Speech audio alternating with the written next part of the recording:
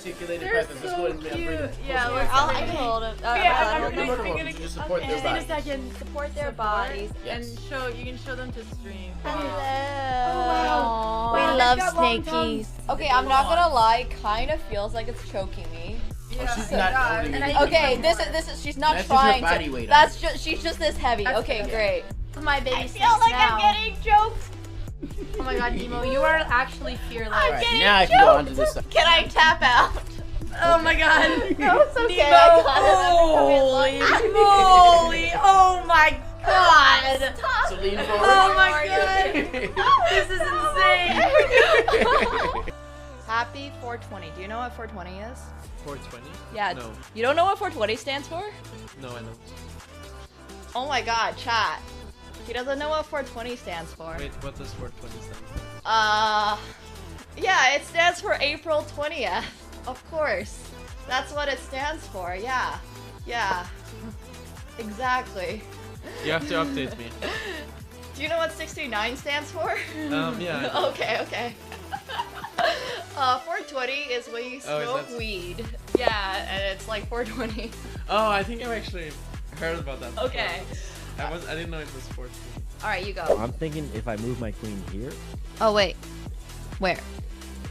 like, I'll move it to E10. E10?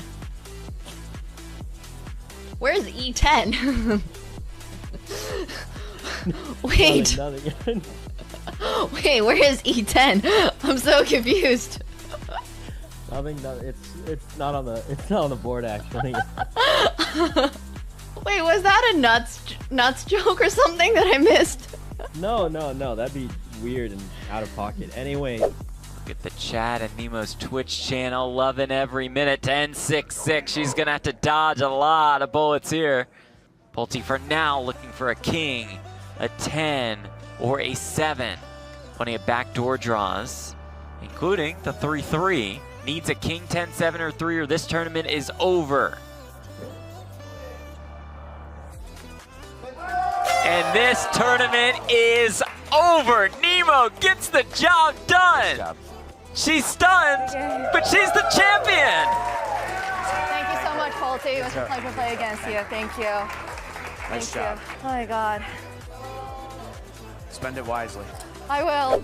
Okay, 5 push-ups. You guys ready? Ah!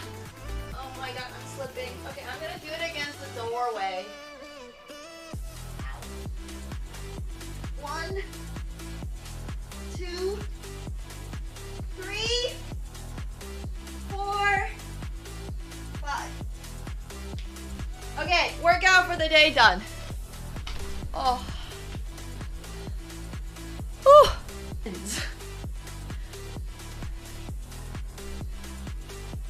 Like, I truly don't understand. Like, where is this leg going? Okay, so I think it goes like this, right? And then you want to get into, like, this position. Like, I think that's what we're trying to... Ta-da! See? My little fist? It fits perfectly. Proof that I punched it.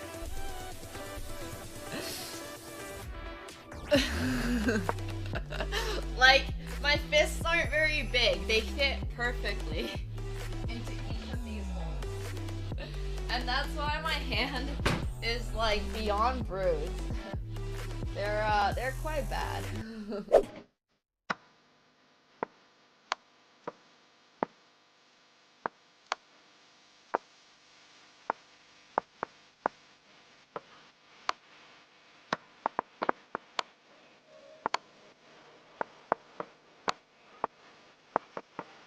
Oh shit, I should play this.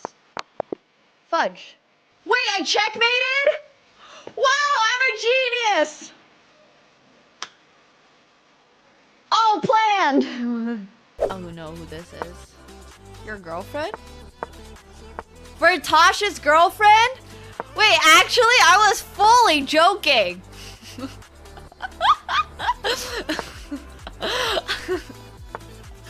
I was entirely memeing. Oh my gosh.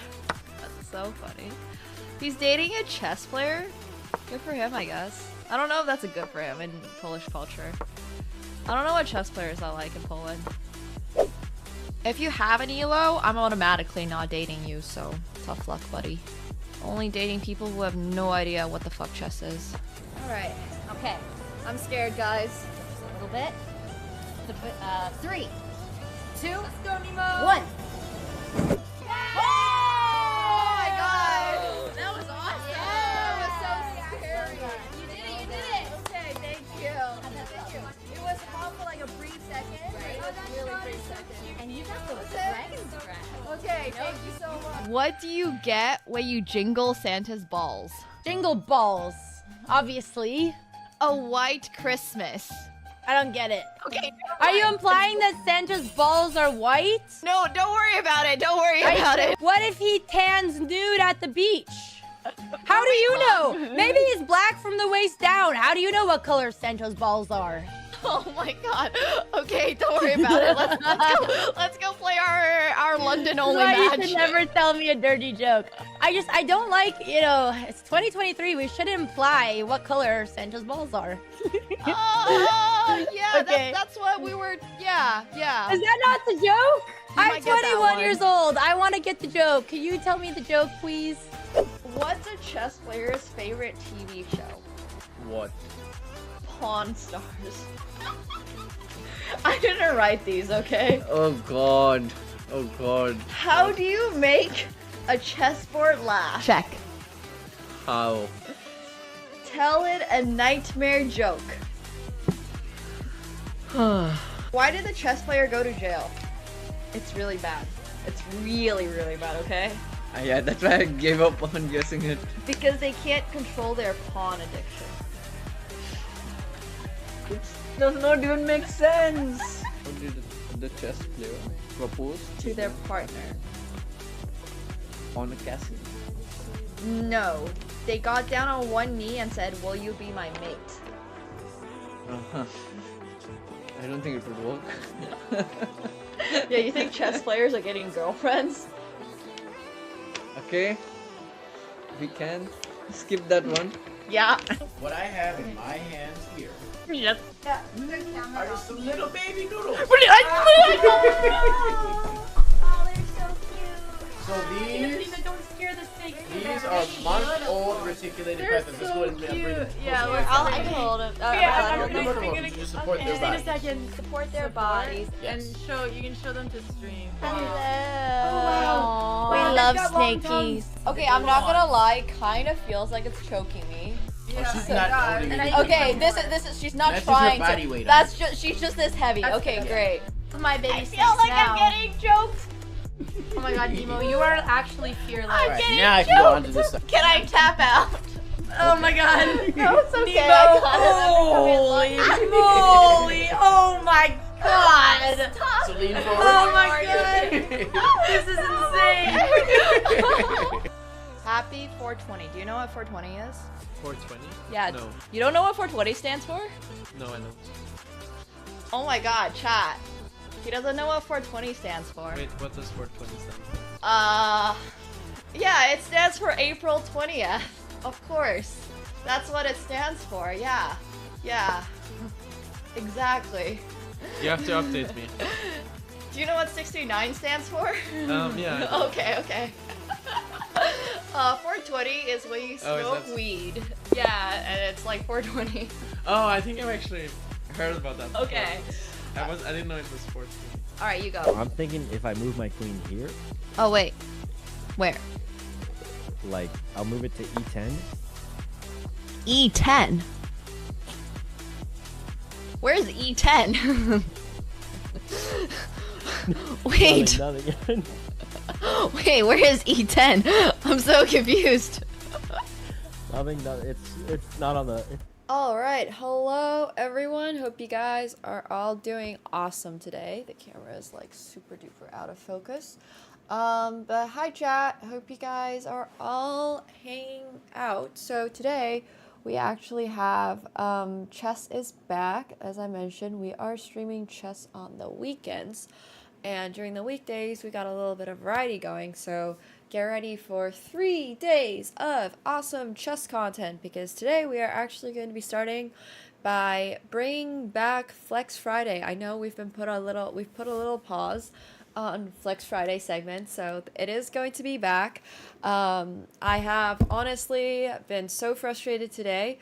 Don't even ask me how I am doing, because I am not doing. I am just trying to, be alright.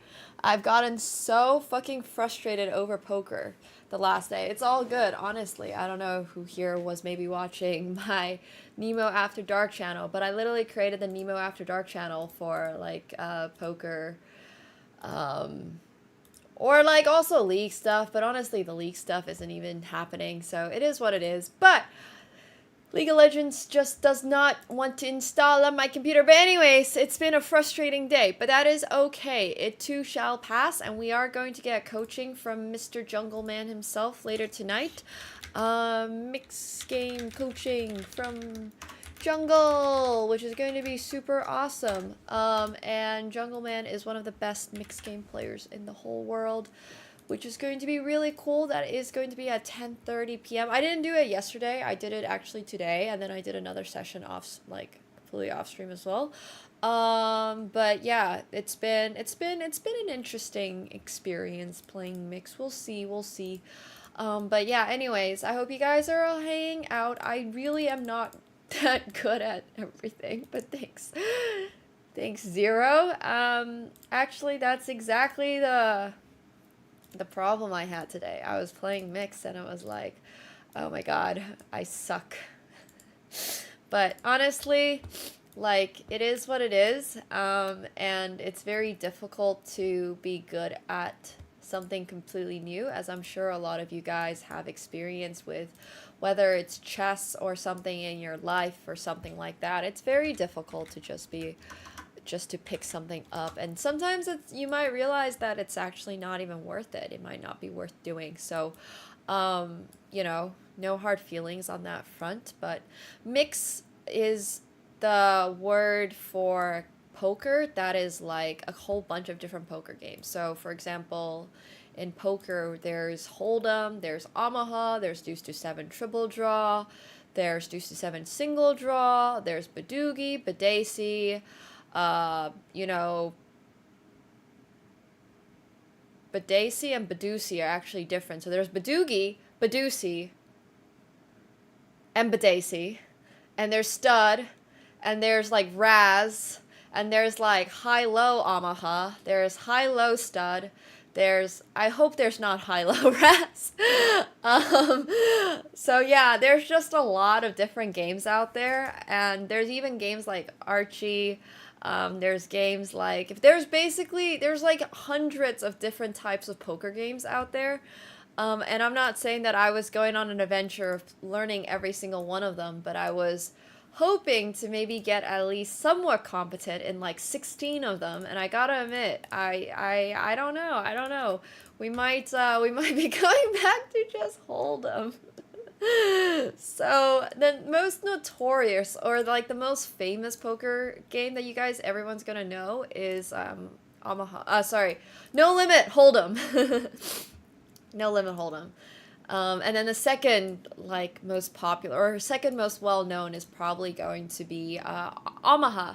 So yeah, Hold'em and Omaha are going to be the two most popular or common ones. And then No Limit, oh my gosh, are you guys ready for this explanation? So No Limit means that on any spot in the entire hand, you're able to bet whatever amount you want to bet. So there's actually a lot of poker games out there that are limit. There is a version of Texas Hold'em. I don't want to say Texas Hold'em. I want to say No Limit Texas Hold'em, because there is Limit Hold'em in some of the mixed games. And I was playing Limit Hold'em today, and let me tell you, Limit Hold'em, yeah. Basically in Texas Hold'em, No Limit, you can raise your car, you can raise your house. But in Limit Hold'em, you have to play the limit. And the limit, there's also pot limit. So there's pot limit Omaha is one of the more popular types of Omaha. There's also limit Omaha.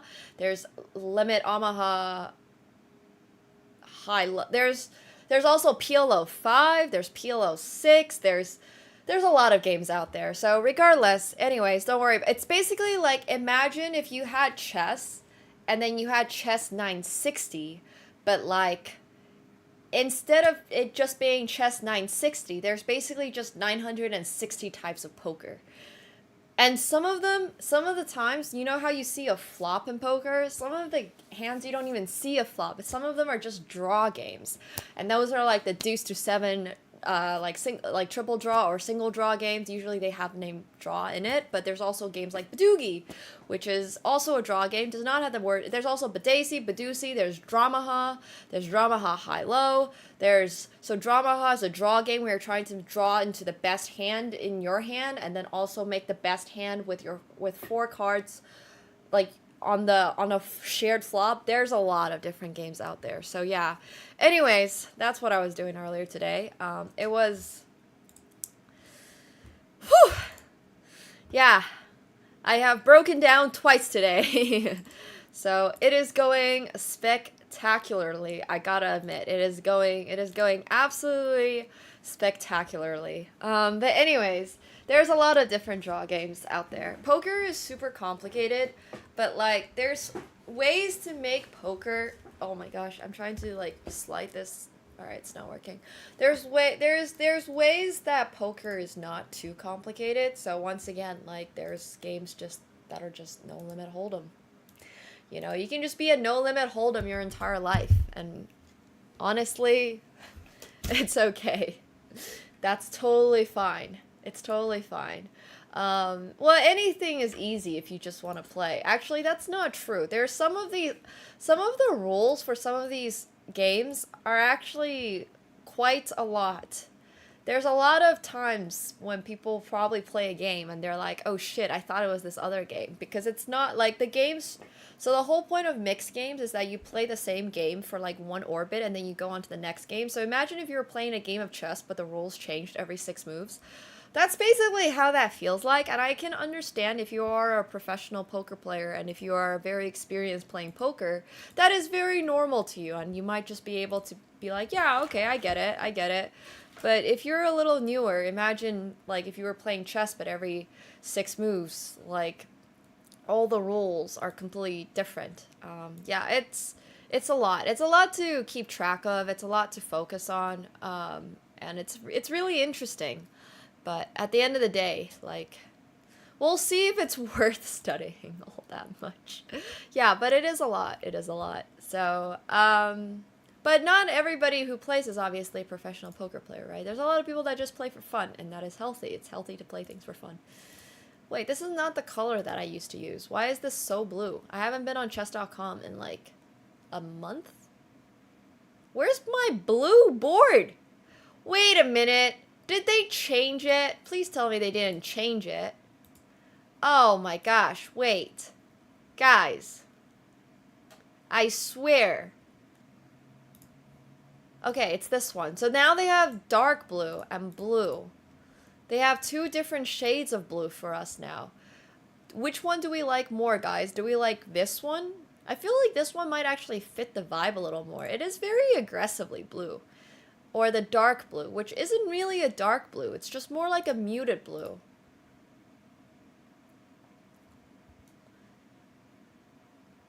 Two blue? This is the one that we usually use. It's a little bit more muted. Okay, it's easier. Alright, interesting. Yeah. Okay. Well, PLO can be added. Like, mix just means that it's a mix of different games, right? So... this one is probably easier on the eyes. True. All right, we'll go with this one. So yeah, anyways, that's been my day so far. I can't say that I feel like I was particularly successful with my poker today, but it is what it is. And also, oh my gosh, Mickey, what the hell? Bro, just because I say I'm having a rough day does not mean that you need to gift me.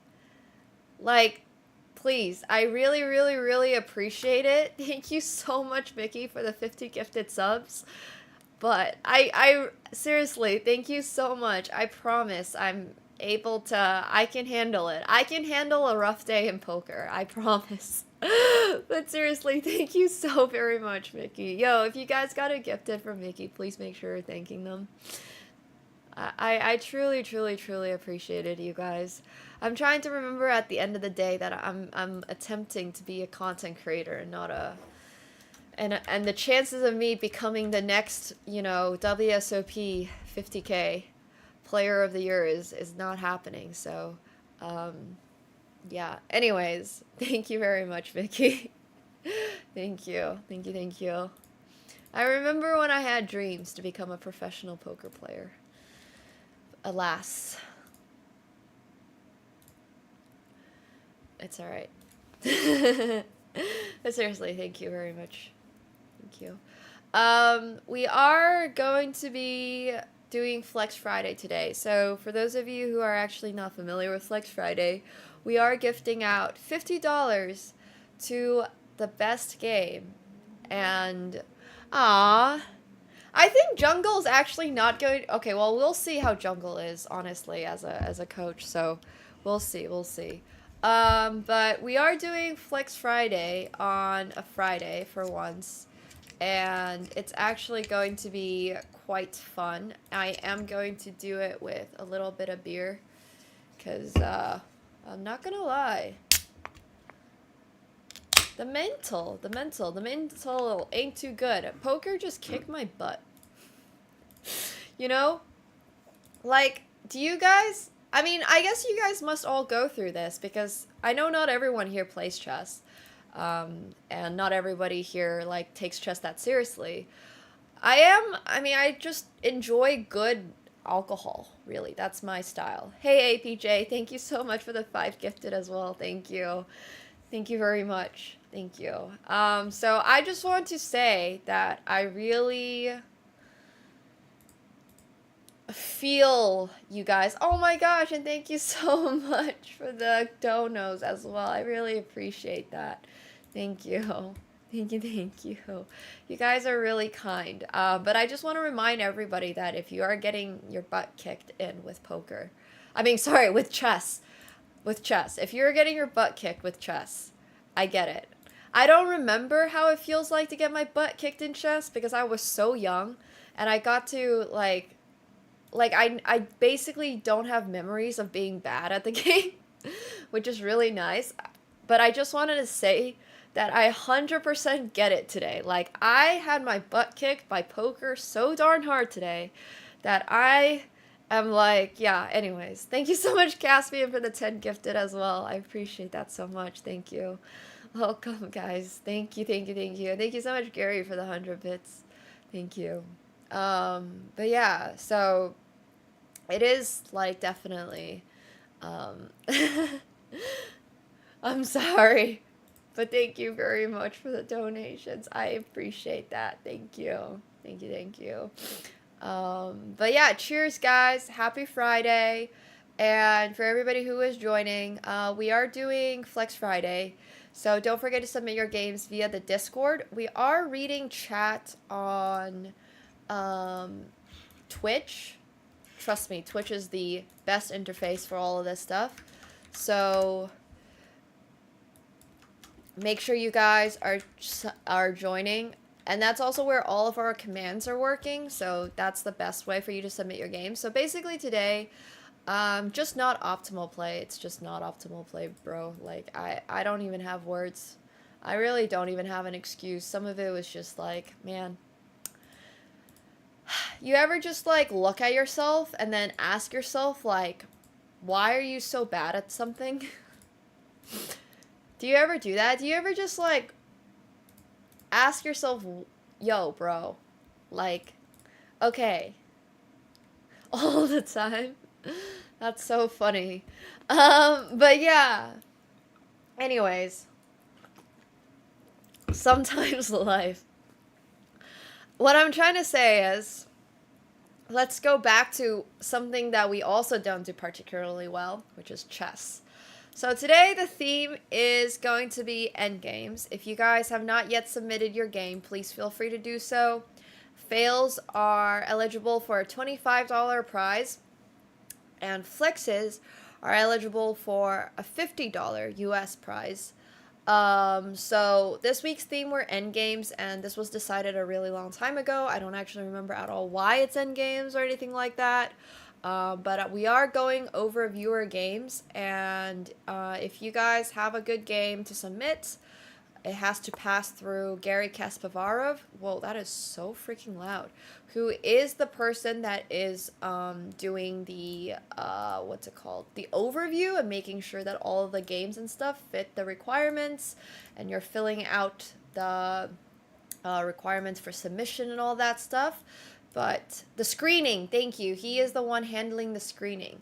So yeah, if you guys want to participate, it is going to be completely free to do so. And yeah, the requirements is literally just endgames. It's just endgames. So, yep. That's the requirement. So yeah. We're gonna start out with Skrillosaurus Rex's game. I played as white. I did it, Gary. I made it to the end game and won with no blunders and felt like a solid played end game for me at least. I like that. So this is a porter. I don't know if you guys remember my ramble yesterday about how I like craft beers. So this is allegedly a breakfast porter. I don't really know what makes it a breakfast porter or an English porter, but yeah, it's a porter. Sorry, I don't really have anything insightful to say about this beer. It's good. It's a little dark. Yeah. Like, I prefer this style over light lagers, so porters tend to be maybe a little on the darker side, although once again, when it comes to brewing beer, there's a very wide range out there. So I don't want to speak for all porters or speak for all lagers or all, you know, IPAs or anything like that. It is a beer. It is a good beer. I do like stouts too. I like porters. I like stouts. I don't particularly love light beers. Like, I like light beers if they're like saisons or if they're like sours, which is a different type of light, if that makes sense to you. I don't love just like a pure hoppy light beer. Yeah, like it's just not really my style. So this is actually how this whole conversation yesterday started. I really love Panettone. There's a Panettone porter from Italy that I've told you guys about. And then one of my other favorite types of beer, which is like, well, there's a lot of types of beer, but I also really like chocolate stouts, chocolate porters, like coffee porters, coffee stouts. I like styles like that. I do also like some other stuff, obviously. And once again, each beer is sort of like their own kind of thing. Right? There's a lot of very, very, very, very different. Oh, really? Porters and stouts are the same thing? I actually don't think I knew that. I did not know that. I really also like, I believe it's Trappist. Whatever the Blue Chimay is. The Blue Chimay is a Trappist beer, right? What type of beer is a Blue Chimay? They're not. Oh, it's a Belgian strong dark ale.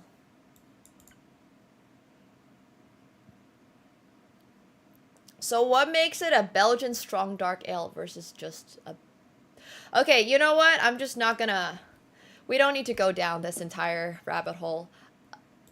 But yes, I do really enjoy my darker, deeper beers. Like I said, it's not exactly like a 1-to-1. I'm not going to love every single stout. I'm not going to love every single porter. Nor am I going to love every type of Trappist beer. Nor am I going to like every... I mean, I actually might like every saison ever.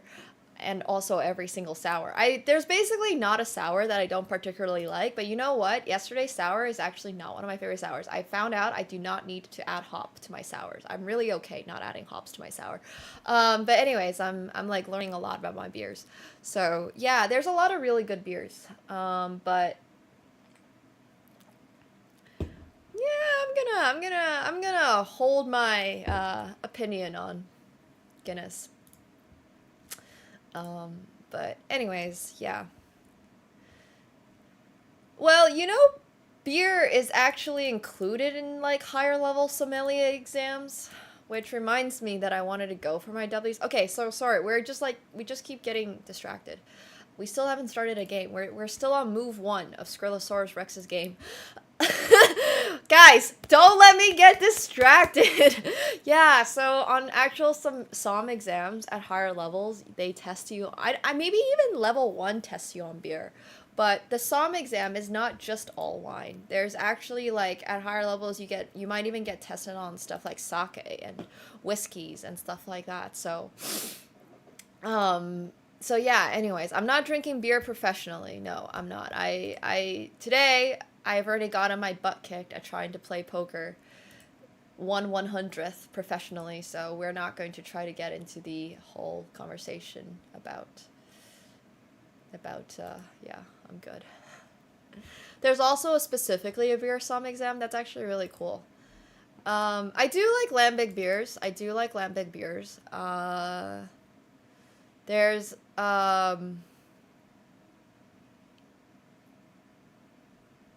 yeah, I mean, there's a lot of good beers. Okay, sorry. We keep getting distracted. Let's go back to Skrillasaurus Rex's game. So this is Skrillasaurus Rex's game. And Skrillasaurus Rex is 420, which once again, like, when you're 420, I will be very impressed if you make it into an endgame at all. Like, if you make it into an endgame, I'm already going to be pretty impressed. I mean, we could have taken this bishop, but instead we took the pawn and it hit the knight at the same time, so I can't even be that mad. Alright, good stuff. Oh my gosh, chocolate stouts are really good. I mean, just think about it, right? Like, it's a dark, like, stout is a darker, deeper beer, and then you add, like, a dark chocolatey flavor to it. This basically already almost has a chocolate flavor in it, despite it not having any chocolate in it at all. One of the fun things I really like about beer, oh my gosh, you know what else I've been having recently? What I've had recently? I've had beer that was fermented in, like, a wine oak barrel, like an old oak barrel that has held wine for a very long time. And it was definitely a little bit grapey, and it's actually pretty, I've had a couple of different ones in different places, and they're actually pretty good. So if anybody else wants to be like out there curious, like I said, I'm not really a beer drinker or a wine drinker. Like, sure, I drink all the things, but like I appreciate a good thing, you know? I just appreciate good things. It doesn't need to, we don't need to have it in such a specific niche. Like, I like wearing street style, and I also like wearing dresses, and I also enjoy wearing sweatshirts, and I also enjoy like, you know, it's not you don't have to put your life into a box.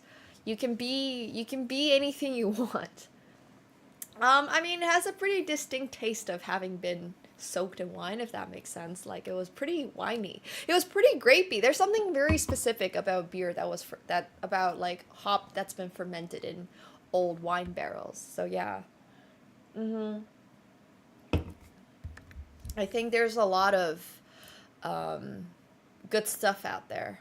Well, Pedro Jimenez is a balsamic vinegar, no? Wait, sorry. Why is this balsamic vinegar being brought up? Okay, actually, on the subject of balsamic vinegar, holy shit, there is some super insane balsamic vinegar out there. So for those of you who don't know about balsamic vinegar, the ones that are mostly from Moderna, and there's 2 regions in Italy that are like legally allowed to make, like, if you make balsamic vinegar and have it labeled as balsamic vinegar, it basically has to come from these 2 regions. It's Moderna and somewhere else, Piemonte. I can't remember now, but it's somewhere in Italy. But anyways, balsamic vinegar is also made out of grapes. There's one other place, I believe. It's not just Modena. There's one other place. But is it? Is Pedro Jimenez specifically a grape type? It's also on the bottle. I have a bottle of... Oh, it is a wine grape. Oh. It's also the name of the balsamic vinegar, no? Yeah, literally this guy. Oh, it's all just the grapes they use. That makes more sense.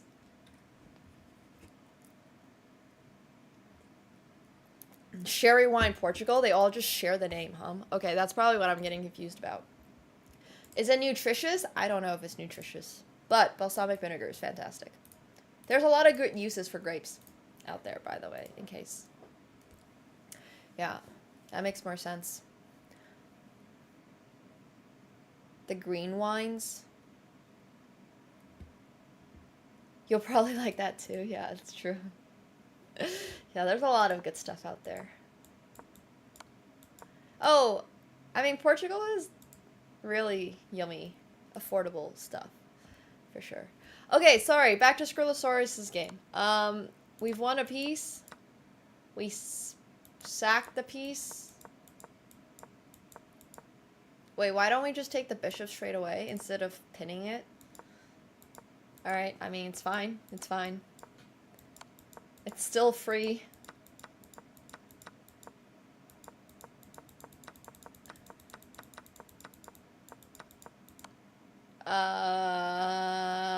Pause, champ? Why did we let our opponent take our pawn and then push this pawn so far up? Okay, well, at least it worked out.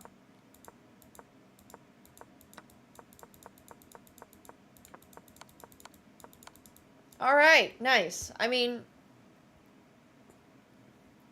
we made it to the end game, and we won the end game. I'm not exactly sure if it's the world's most... If it's the world's cleanest end game, but we did make it into the end game. So the fact that we made it into the end game is already a flex. So yeah. That's good stuff. I do like that. I do like that. Okay, so next up, we got Connor McChicken, played as white. Found a really cool bishop sacrifice in this game when I was down in exchange.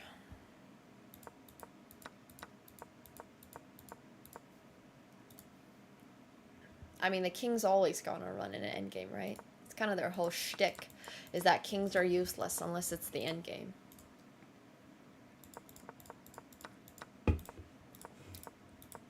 That's kind of the whole thing.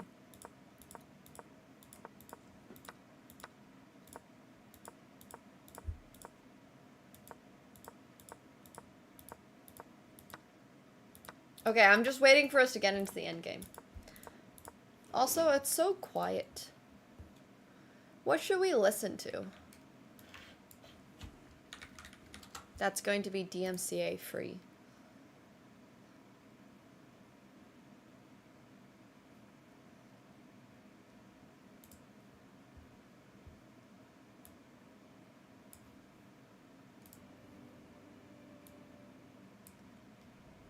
I think I'm really in the mood for orchestral Star Wars music. We're gonna have poker later today. Not yet. I'm kind of just in the mood for like...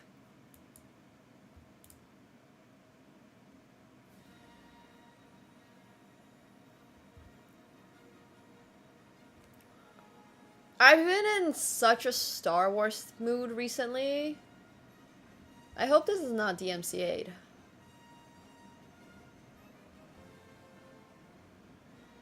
Oh my gosh, it's so cool. No, this is the John Williams and Wiener Philharmoniker from Germany. One way to find out it's true. Okay, I'll make it a little bit more quiet. Well, this is the live one. This is literally from their live. It's so good. Oh. It's actually so good. I wish I could just put on the Arcane soundtrack.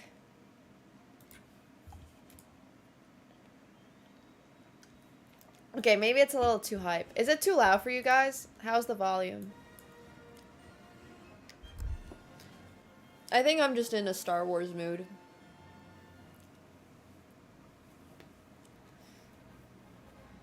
Oh, you guys don't hear the music? Barely? Oh, what the hell? It's so loud for me.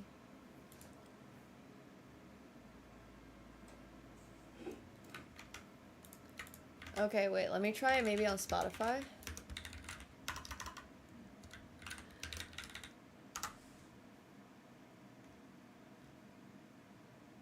I think all of this is going to be DMCA'd. Sadly.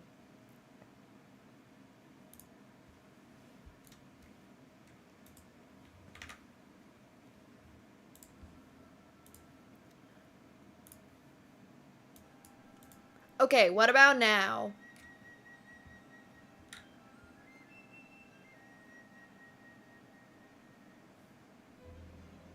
No, it's still really quiet, huh?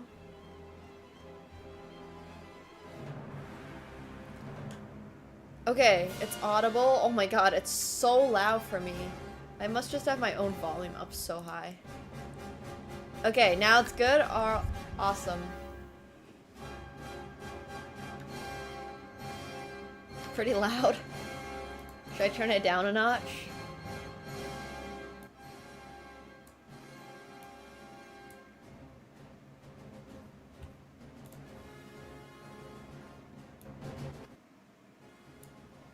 Okay.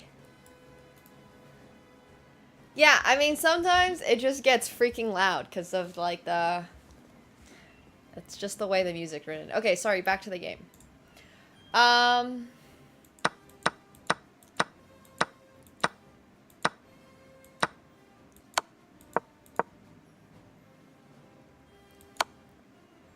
Alright, we got a brilliant going into the end game. I kind of like this, so... I mean, honestly, this was not going to be too good for our white. Rook d1, definitely a bit of a mistake. So, black is not able to just straight up take this bishop because of queen takes king here, and then this, and this, and this. But what white did have, what black did have is potentially this, wait, no, this in-between move faces runs into g3.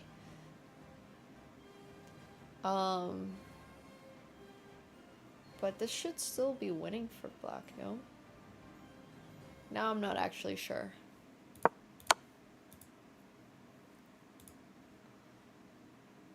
Why is this? What is the move here? Oh, we swap off queens and then we're up to exchange. Okay. So that's fair. So anyways, bishop takes f7 with the double exclamation mark is indeed a really good move by Mr. Connor McChicken.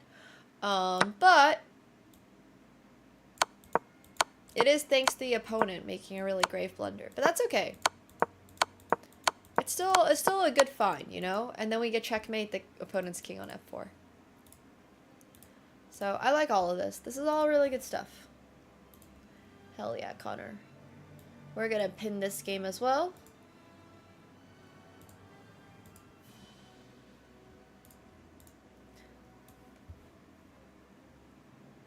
Okay, so next up we got Rob 2022. Played as white after getting demolished by many over 2,000 monsters in Nemo's Elf Arena. I was relieved to finally face a lower rated opponent. Remember, Hema plays like Stockfish on Sugar Rush. What does that mean? I got a winning position, but my king pulled a not my problem moment. Ignored all warning signs and let checkmate happen like a boss. Okay, fascinating. Fascinating. So this is from one of my themed arenas. So for those of you who were here maybe like a month or two ago, before I took a month to travel through Asia, we were doing some arenas and stuff like that. So yeah, the music is there. It's just like hard to get it to be the perfect audio level. It's just kind of like loud and then not loud and then loud and not loud, which happens when it's like a live live orchestral band playing, you know? So yeah. Good, good, good. Also, someone's asking if I read my TikTok comments. Yeah, sometimes I do, but if you have anything interesting to say, I would recommend you saying it in Twitch chat, because then you get more of a community vibe. Twitch is where this all started, so. Okay, so let's see what happens. I mean, Rob is up every single piece because Hema has no concept of what piece protection is. He has no concept of the value of his pieces. Which happens, I guess. That or he just doesn't care. It's hard to tell.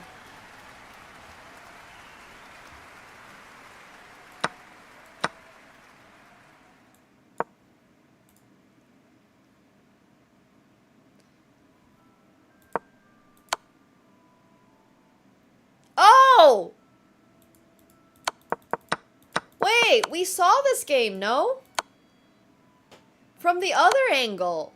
Didn't Hema submit this game once for the Flex? I feel like I've seen this game for the Flex. On the Flex side. We literally saw this for the previous Flex. Like 4 weeks ago now, because we do these bi-weekly. Oh my god, that's so funny. Okay, now Rob's submitting as a fail. Okay, so I'm starting to piece all of this together. Yeah, this is a pretty epic fail. I mean, Rob is just completely winning, and then he just blunders checkmate and won, because, like, you know, sometimes that just happens.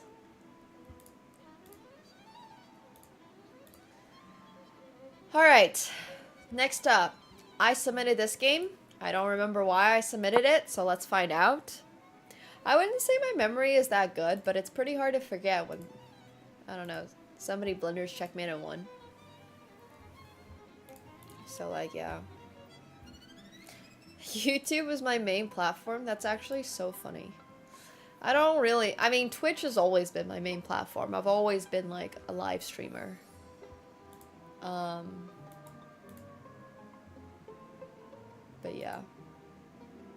Never do that twice for sure. This is from chess.com. It's the Magnus Carlsen hoodie. I don't actually know if it's for sale, but I literally got it sent.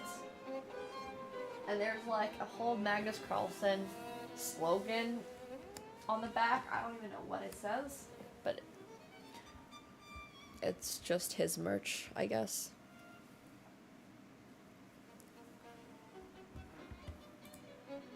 Yeah, I mean, still John Williams, but there's like just whatever this says on the back.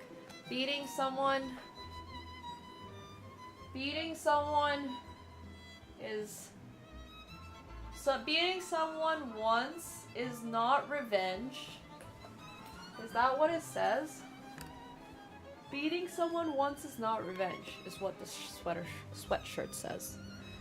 Do I know why it says that? I have absolutely no idea. I don't know if that's like a thing he says. I have absolutely no clue. But, it is Magnus's sweatshirt, so there is that. So now you guys know. You say that all the time? Yeah, you beat people twice very often?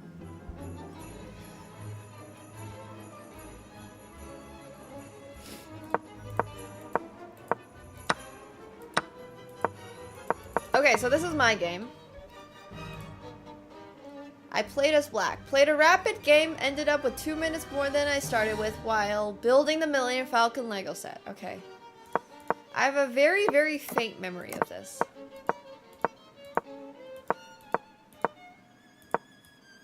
Wait. Oh yeah, I literally just missed the opportunity to win a free piece. Alright, no problem. I blame it on the fact that I was building the Millennium Falcon Lego set, which is right behind us.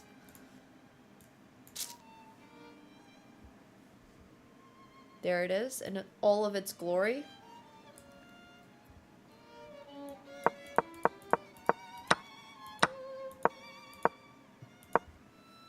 I like this hoodie because it's, well, all hoodies are kind of oversized on me, but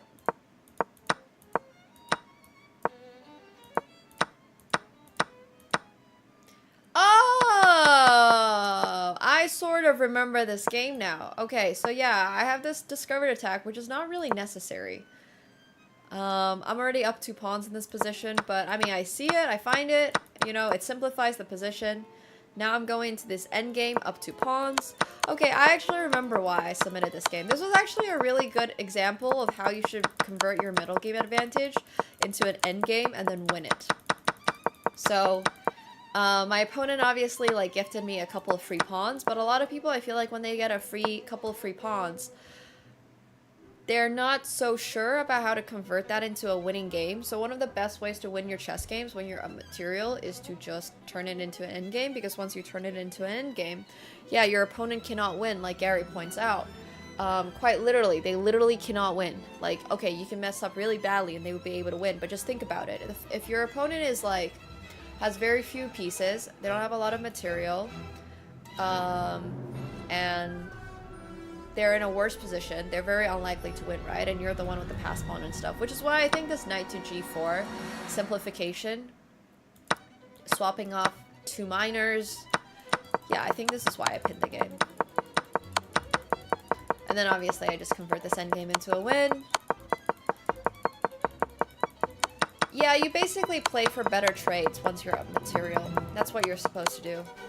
And then I checkmate him with like the rook and 2 pawns. Okay, I remember all of this. I cut off the king, and then these pawns just cover all the escape squares for the king. So yeah, this is why this game was pinned. I mean, this game was submitted. Obviously, my opponent didn't have to walk into checkmate, but they are lost anyways. If you're up 2 pawns in a rook versus rook endgame with 2 pawns, king versus king, it's a win. If you only have 1, depending on where the pawn is, depending on how far advanced it is, depending on where the kings are, most of the time it's going to be a draw. But sometimes you could win. Sometimes. If your opponent's bad, chances are going to go up. If your opponent is not bad, the chances are going to go down. I know. Very insightful. Alright, so next up we got Gary Kasparov. Unlike Connor, not all of us need to flex with 120 moves. I can just submit a cool way to reach an endgame in a game that was just 60 moves long in Blitz. Alright, cool. Put that in a mug? Hell yeah.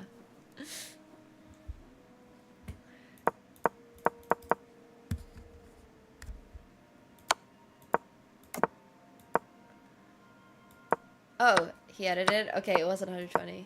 Got it.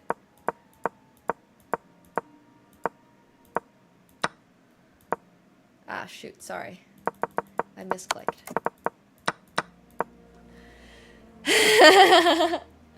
It's true, I'm not... You're right, uncultured. Probably wasn't in a bad mood. I would be in a bad mood too. Bad mood too if I had to go through a 120 move game. I'm not gonna lie. So thank you very much for... Oh, this is a cute little tactic. So queen takes, queen takes. It looks like you're sacrificing a queen, but then you get knight to f3, and then yoink.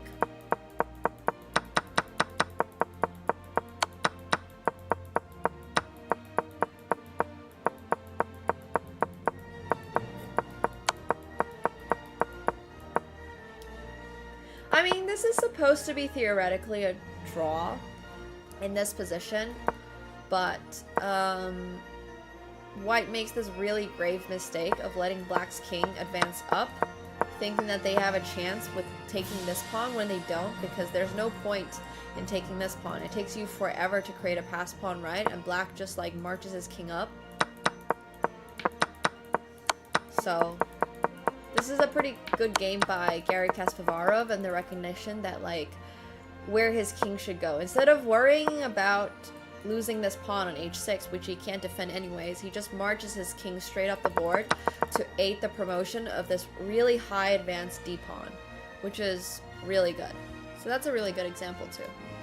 Good stuff, Gary, good stuff.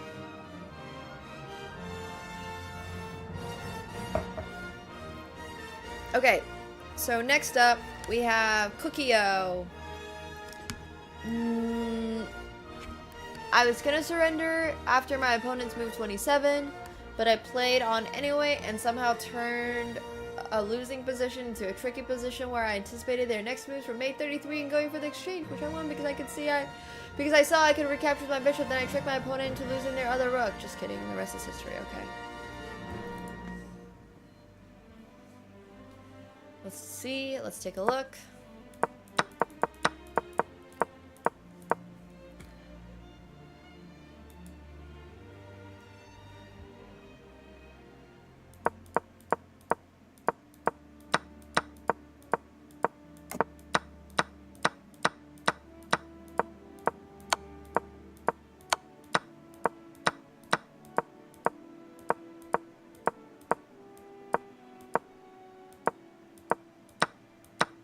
Yoink.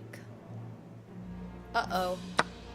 This looks sus. This looks like we're getting checkmated with white pieces. Okay! Nice. I like the fact that we found this. So obviously the opponent could have just won a free bishop, and they would have probably just won the game.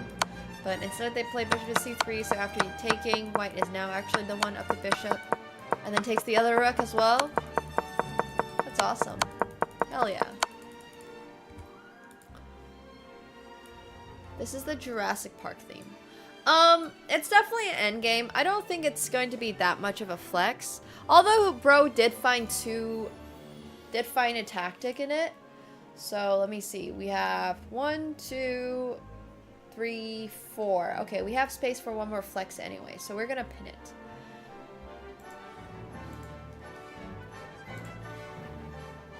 I mean, it's very difficult to flex in an endgame. So if you have played an endgame and you submitted it, you already deserve a round of applause because that's good stuff. The fact that you are willing to play endgames and the fact that you are like, yeah. Playing an endgame is not easy. It's also difficult to get into an endgame. For sure. Yeah, definitely. Okay, this guy thinks I don't know how to mate with knight and bishop. Consider that I'm an amateur. Didn't have a lot of time to execute this hard-to-do mate. Ooh, sounds like we're getting a bishop-knight endgame. So bishop-knight endgames are notoriously difficult to win in.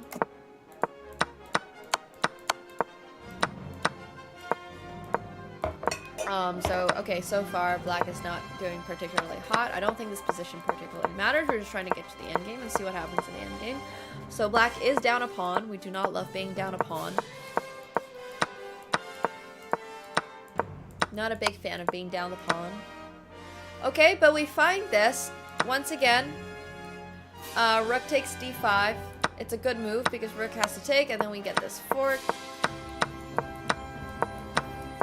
Yoink.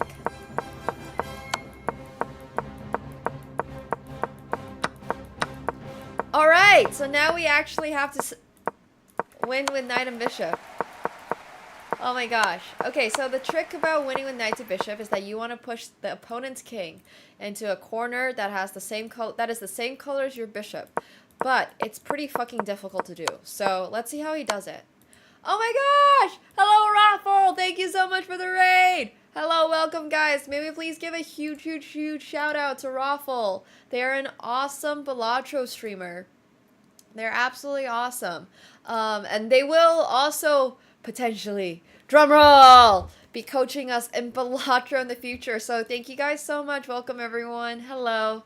Hello guys. For everyone joining, my name is Nemo. I'm a women grandmaster in chess, and I also play games like Balatro. I play a lot of poker, actually. Poker is how I got into Balatro. So I play a lot of poker. I do play a little Balatro. Yeah, Raffle is going to be cracked. He's going to be, oh my gosh, I was watching his PvP Balatro, which is also going to be really awesome. Okay, we don't talk about League. Let's not tell the raiders that we play League. They are blissfully unaware at the moment. So they don't need to know. They don't need to find out. Is chess a Balatro mod? Close. I actually heard that the developer for Balatro made a chess one as well, but I couldn't find it, so I'm not actually sure if it's real information. But we're actually going through viewer chess games today. which I assume is easier to go through than viewer Balatro runs. But if anybody, today's specific theme is endgames. We're in the habit of giving out $50 bi-weekly to the best game of chess that we see. And checkmating with a knight and bishop is pretty difficult, so Davidovich at least deserves the chance to win $50, and he is getting pinned. Viewers will be voting at the very end out of 5 for their favorite game. So people are over here. We're watching some viewer games right now. Yeah, I said bi-weekly. That's why I literally said bi-weekly. Bi-weekly is also a stretch, but that's okay. I didn't say weekly. Yeah. But welcome, guys. Thanks so much. Hope you enjoy your stay. How do I recommend one to learn this complex game? I think it's kind of like basically every other game, right? You just have to start, get your butt kicked a lot, and then at some point it either clicks or it doesn't. And if it clicks, then you keep playing the game. And if it doesn't, you probably either quit or you decide to, you know, be happy being a low-rated chess player. Like, I think chess is a very, very, very, very, very, very, very difficult game to get really good at. But it is a pretty easy game to just get started. Like, the rules are not that complicated, right? Like, you learn how to move all these little pieces, and then at some point you graduate into being able to figure out, like, okay, well, we should probably be controlling the center, we should be developing pieces. Speaking of, you know, controlling the center, I don't know what happened in this game, but White just started the game with d4 and b4. I would not recommend this because b4 is not a pawn that goes towards the center. You want the center. Yeah, it's very much like Rocket League in that, and I don't want to talk about my Rocket League because my Rocket League skills are incredibly lacking. But there are some rules that like really help you at the start, but the skill curve is freaking insane. It is insane. It's a difficult game. Oh, the music died again. Sorry. But yeah, it's not exactly the easiest. But I do think it's probably worth it if you want to learn. At least the start of it is not going to be too difficult, but then it gets a lot harder. So, you know.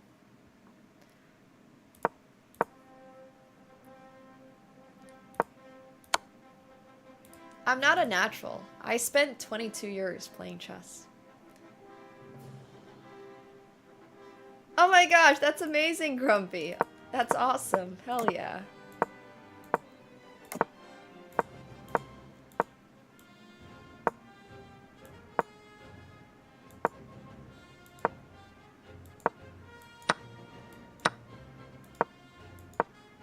Rocket League music is insane.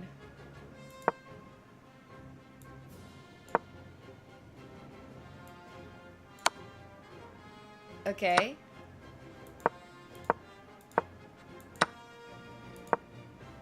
Whoa. Okay, so we're just watching how this guy gets into the endgame. I had to walk her through how to play her song game. Well, I'm glad that her song is in the game.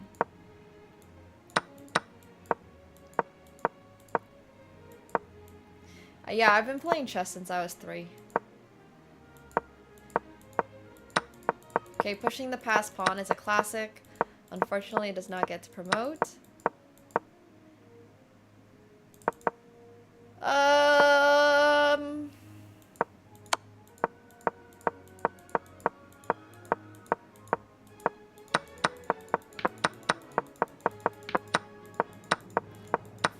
Okay, I can't say this game was particularly clean from Black's perspective.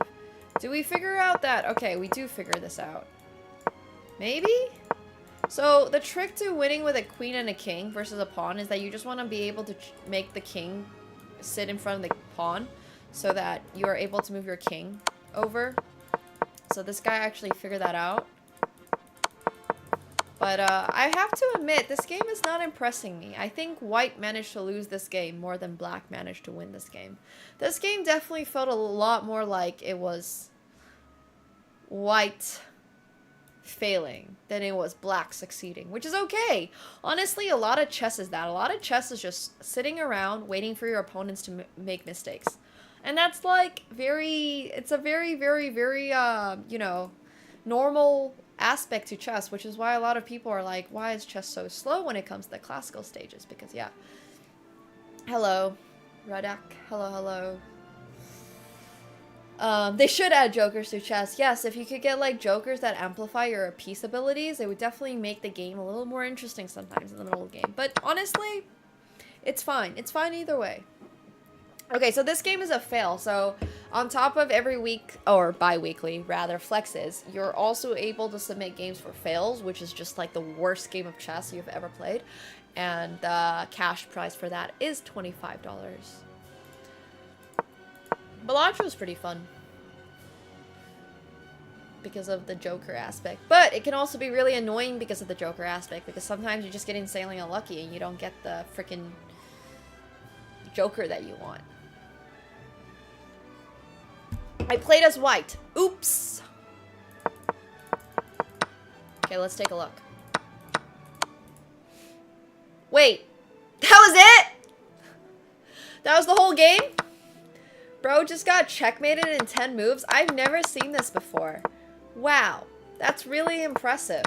So typically, you don't actually mind that much if the queen takes this okay, it's a little complicated. So the reason that this is very funny to me is because this is a very normal position to get into.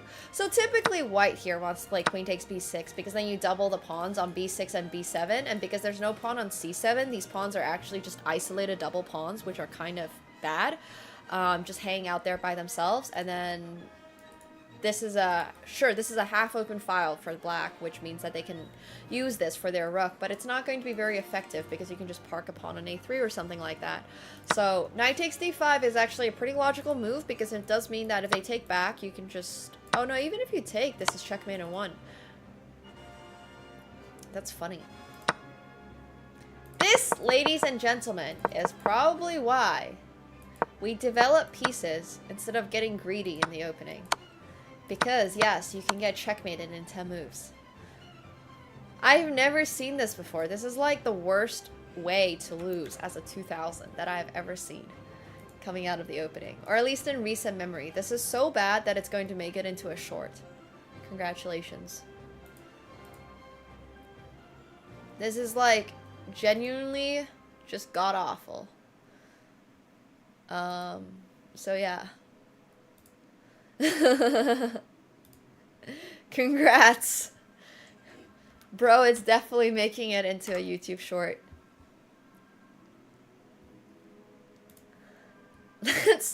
I've never really seen that I've never seen this strategy. This is a very common strategy that white has, bringing the queen out to b3. So seeing it backfire this badly is just kind of funny. Because, like, you don't really think twice about it if you're a higher rated player. And then, yeah, sometimes you might just get checkmated because you're just on autopilot. Right, exactly. Like, I 100% understand what you're saying. I get it. I truly get it. I would have never expected there to be a checkmate in that spot. So, anyways, yeah, great stuff. Good stuff. Okay, next up, we got Ice Shard 131. I played as black in the Swiss Team Championships against a 1750 ELO opponent. I was in a losing endgame with rook and knight versus queen and 2 pawns. He missed mate in 2, though he had 100 minutes on the clock. I survived that game and brought a win for my team. Wait, what?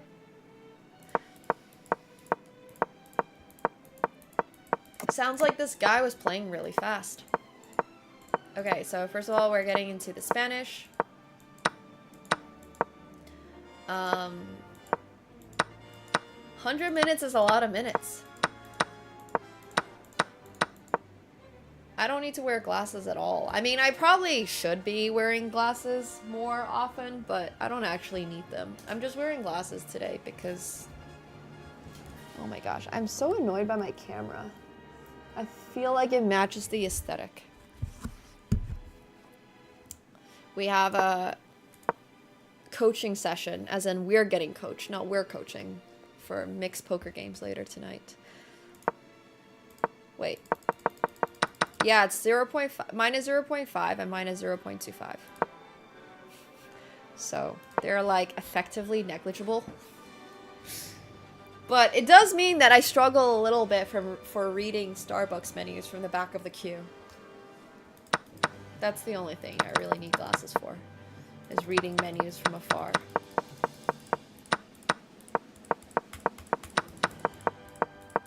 Wait, where's the main in 2 they missed? I don't see it. Is blue light even a real thing?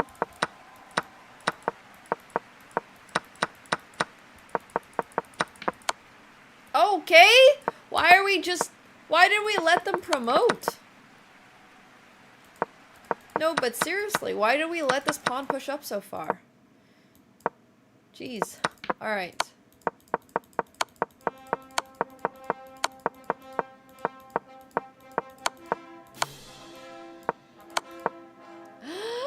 Okay, so here's the mate in 2 time.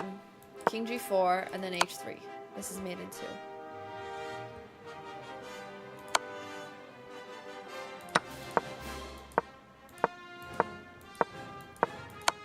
I mean, I understand blue light is real.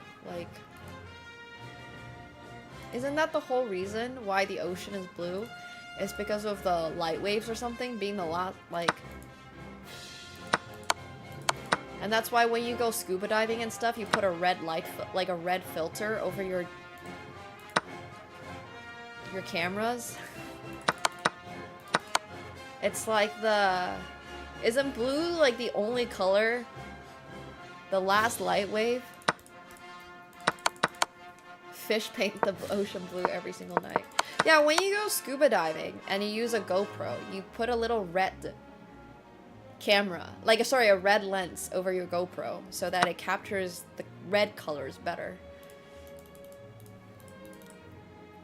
That's like a real thing. Well, this is a draw, so...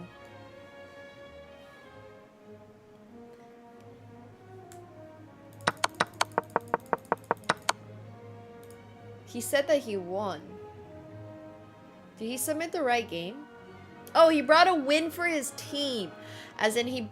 Okay, I understand. The draw brought a win for his team. Okay, the English is making sense. It's not necessary, but it makes your footage look a lot better. Because otherwise, it's very grayish. Or bluish.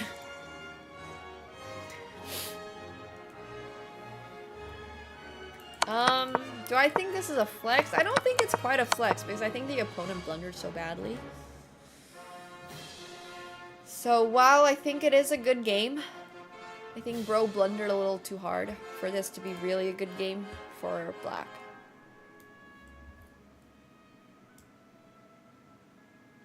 I haven't been scuba diving in a little bit, but I have a vlog from the last time I did go scuba diving, which is almost 2 years ago now, which is crazy. I really wanted to go scuba diving when I was in Phuket earlier this year, but alas, it did not happen.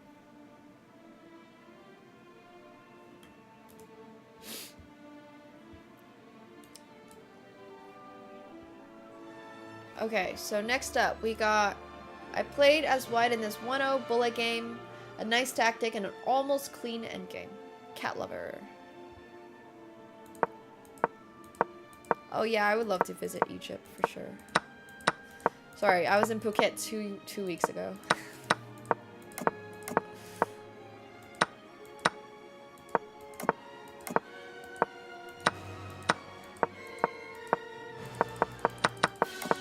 Okay, so far so good. I love that this opening is called the triangle system. Yoink! It's a good sacrifice.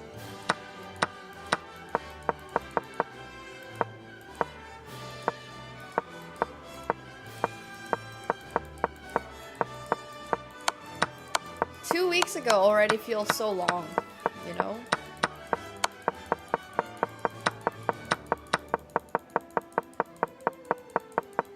Alright, it's a clean game. Do I feel like it's a flex?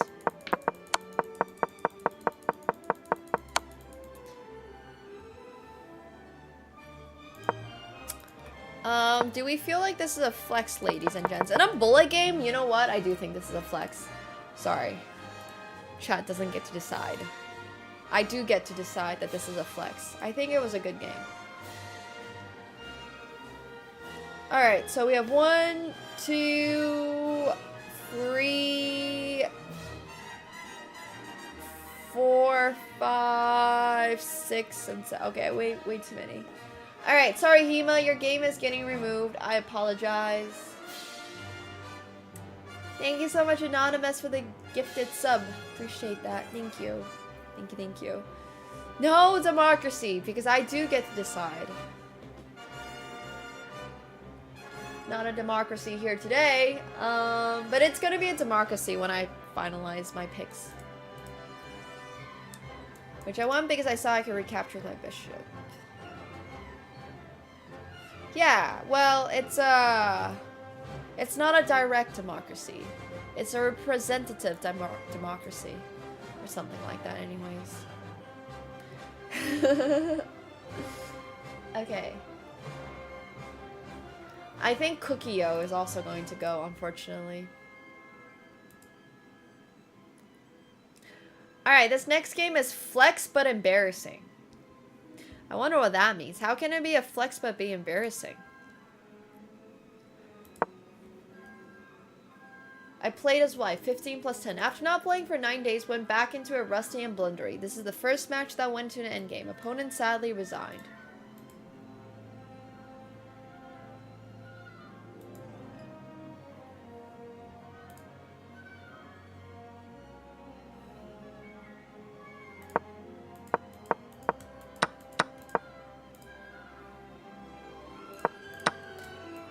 Yeah, this is what you submitted.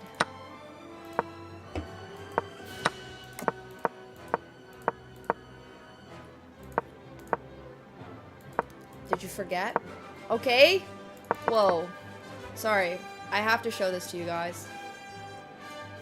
Look at how much of a resemblance there is with this game and like, what is it called? Your heart rate chart? A cardiograph? It has a lot of resemblance to a cardiograph as well. So I don't think that's a very good thing when you're submitting a game of chess for a flex. It's a little sus, a little sus. I'm going to refrain from commenting. Yeah, like an EKG or something. Okay. Look at that eval bar. Just look at that eval bar.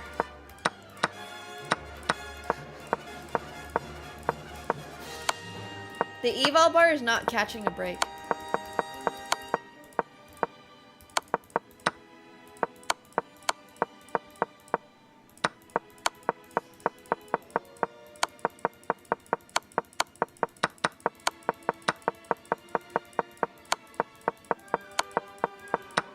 But it is a win, so, you know, that's good at least. Alright, I'm sorry, I cannot pin this game for a flex. It is indeed slightly embarrassing. He was right about it being rusty and blundery, but at least you won, so, you know, that's the only thing that really matters. That's really the only thing that matters, is that you won. So good stuff, bro. It's good stuff. Okay, I'm going to the bathroom real quick. I shall be right back. Make sure you guys are submitting your games for Flex Friday. It is free to do so. You do not have to be subbed to the channel. Well, look. I hope you also have fun. Also, I'm really annoyed by my camera, and it keeps shaking every time I move it. So make sure you guys are submitting your games. We still have a lot of space for fails, and with a fail, you can still get $25 US, which honestly, this week, considering how little competition there is for fails, I would highly suggest you submit a fail. So yeah, I'll be right back. BRB.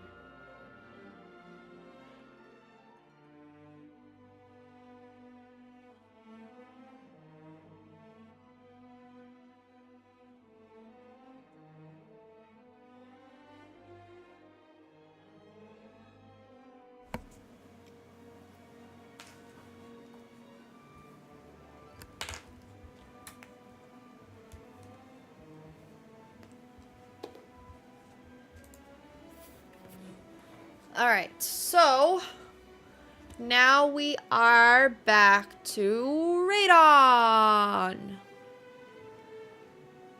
Played white. After Gambit failed and gimmicks failed, I noticed something. This is a flex?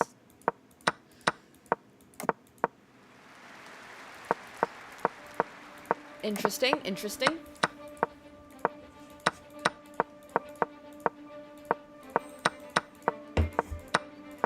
Let's take a look. Okay, why are we down so many pawns? Ooh. Yeah, that's a good tactic. We got 1 pawn back at least. We're still down 2 pawns somehow. Alright, we're only down 1 pawn. That's pretty impressive. Oh my gosh.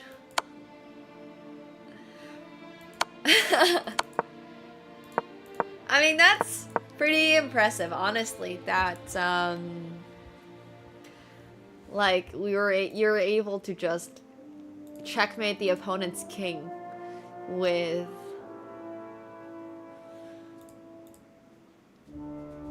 a pawn. This is not John Williams. Yeah, the one time en passant is actually not forced. Kind of interesting. It's kind of interesting. I kind of like it. Do I think this is a flex just for this endgame? Now that is the real question.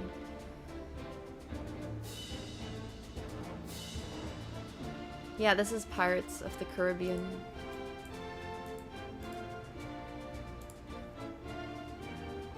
Who is getting removed in this case? 1, 2, 3, 4, and 5. I think the bishop sacrifice in the endgame where the move previously the opponent was just completely winning is the one that's going to be unpinned. Because I think this one's, well, I mean, this one is just more entertainment value. It's getting pinned.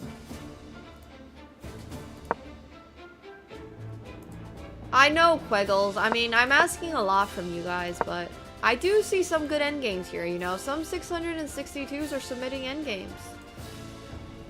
There's good endgames being submitted.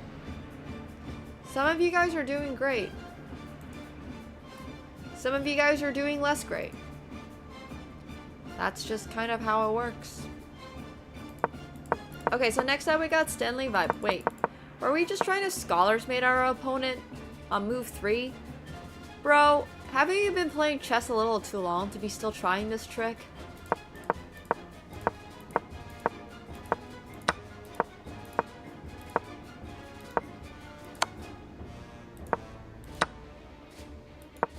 Correct, an en passant is not allowed. What? No, an en passant is allowed when the pawn is checking the king. You cannot capture if you're pinned though. That was the problem with that game. Not that. Yeah. After how much time are you no longer considered a beginner? Do you want the honest answer or do you want me to be nice to you today? Because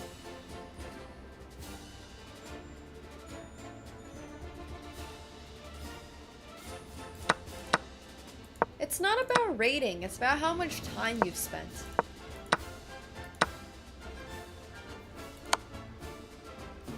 You can be 2,000 and be a beginner.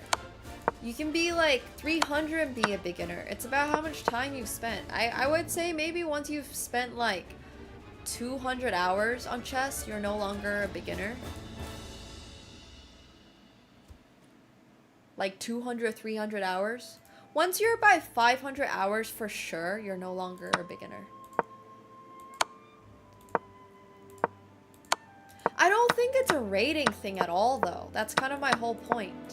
Is that if we're gonna be based off of rating and you're going to like give an arbitrary, you know, category of like, this is why it never makes sense to me when people are like, oh, you know, I can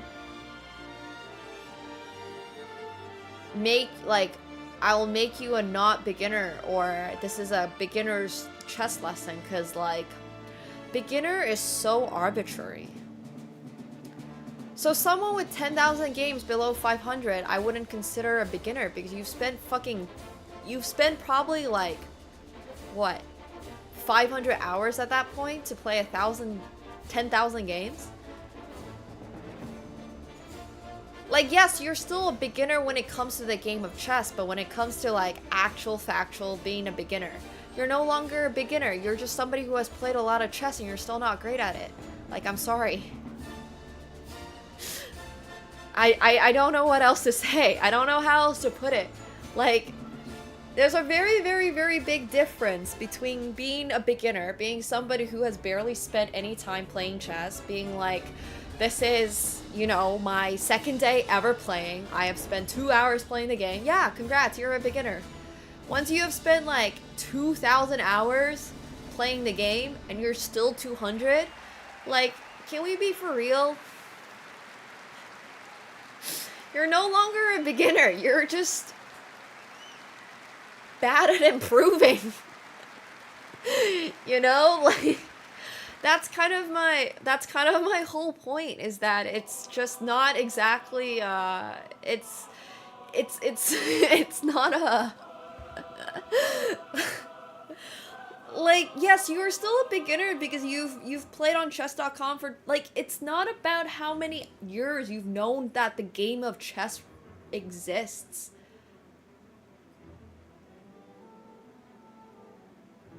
At some point, you just gotta, like, be pragmatic. Thanks, pragmatic realist, for the 9 months. Perfect timing. I appreciate that. Thank you. Like, at some point, it's a bit of a skill issue, yeah? Like, I'm not saying that you guys are being super productive with your 10,000 hours with playing chess. That's not what I'm saying.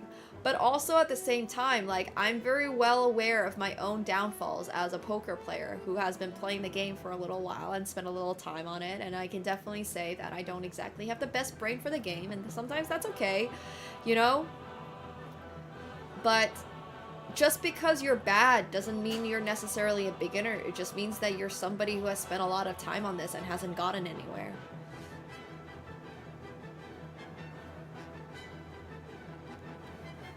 Like, if it takes you 20 years to hit 2,000,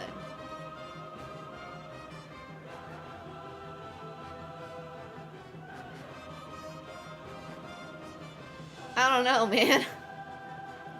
Like, I don't know. It's fine. I don't have a problem with it or anything like that. Like, I don't care what you do with your life, you know? Like, I literally give no shits. As long as you're not hurting yourself or hurting other people, I mostly just don't care at all. So, yeah. Like, it's about how much time you spend on actually, like, studying and playing the game. I once again think it's very different if you're just somebody who, like, played chess, maybe plays chess once a year with your grandparents, and you can say that you've played for 20 years, but you haven't really played for 20 years, you know? You've played for 20 minutes every Christmas, once. So you've played for, like, let's say you're 23 now, and you've been playing with your granddad every Christmas for 20 minutes since you were 4. You've spent, like, you know, a lot less time than somebody who has spent the last 3 months grinding chess. And also at the same time, it's not like everybody who plays that much chess is actively trying to get better. So I just don't think that it's also fair to be like, yeah. I would say beginner just means, like, you haven't spent that much time on it yet. If you start spending time on it and you still don't get anywhere, unfortunately, you're no longer a beginner. You're just someone who spent a lot of time on this and didn't get anywhere, which is once again why I tell a lot of people, if you're getting into chess, there's absolutely no reason to have your expectations be set on, I'm gonna hit 2,000 this year. Like, or be like, oh, I'm going to, you know, hit 1,000 within 1 month. That's not really how chess works. Like, that's just not really how it works. Yeah. Or, well, Tyler 1 spent an absurd amount of time on chess, which I don't blame him for because he was about to have a kid. I, too, if I was about to have a kid, would experience existential dread and not want to deal with life and not deal with my kid. I understand. I get it. I'm not going to lie. Tyler 1, I can understand why he devoted that much time to chess. Yeah, you go from beginner and some people reach intermediate level and some people just become not so great players and that's okay, but it's okay. Like, that's the other thing. Sometimes people feel like, oh, I spend so much time on chess, so I'm, like, embarrassed and I'm gonna keep saying, oh, I'm a beginner even though I've spent, like, you know, 2,000 hours on this. It's not, you don't need to feel embarrassed or anything about it. Who the fuck expects you to be good at this game? There's no point in being good at this game. There's literally none. You're never going to make money off of it. Trust me. You're not going to be able to become like Magnus Carlsen unless you started at like literally 3 years old. I'm guessing most of the people watching here are not 3.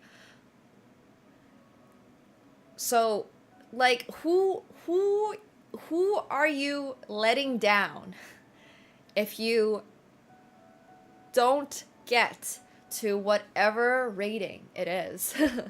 Like, literally, who cares?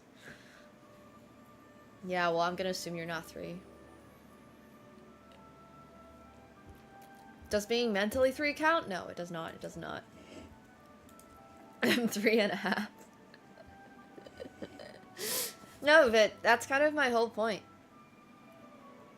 Yeah. You're 4. That's very funny.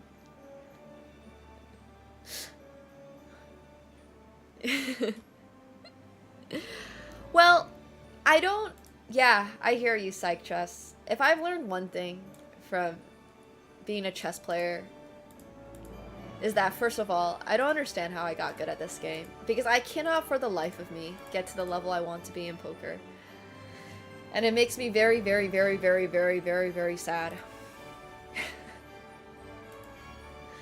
So, yeah. It's not that it's impossible to make yourself better at chess. If you want to make yourself better at chess, feel free to go for it, you know? But yeah, it's just... 600 games is not that many games. You're a beginner still. You're a beginner.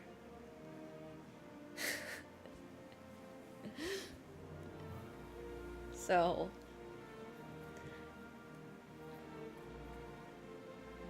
I just think that it's really, really important to be realistic about your chances in chess. I think that's just really, really important. Cause like, I have been there, bro. I've been there with chess, I've been there with League of Legends, and now I'm there with poker. At some point, you definitely hit a little bit of an upper wall. And that upper wall might come at all kinds of different places, and you might become hard-stuck gold in League, you might be like hard-stuck 200 in chess, I don't know. No, you can't make any money playing chess. Like, unless you're literally Magnus Carlsen. And then Fabi, and then Hikaru, and then I can basically name you every single person that makes money playing chess. You can, there's a very direct correlation between how high you are on the world rankings list and how much you're able to make based on that. There's a 1-to-1 correlate. Well, it's not quite 1-to-1 because some people have marketed themselves better than others, but it's like almost a 1-to-1 direct correlation between how high ranked you are and how well you're able to monetize playing chess. Well, I don't count Levy as a... I count Levy as a content creator, first and foremost. Let's be real here, right? Like, how often do you actually see Levy playing chess? Versus, how often does he use Magnus Carlsen as his title, thumbnail, entire video? So, like, let's just be real here. No, I'm not saying Levy is a scrub or anything. Levy is a perfectly good chess player. He's a very, very strong international master. Please don't twist this out of context. But Levy did not make money while playing chess.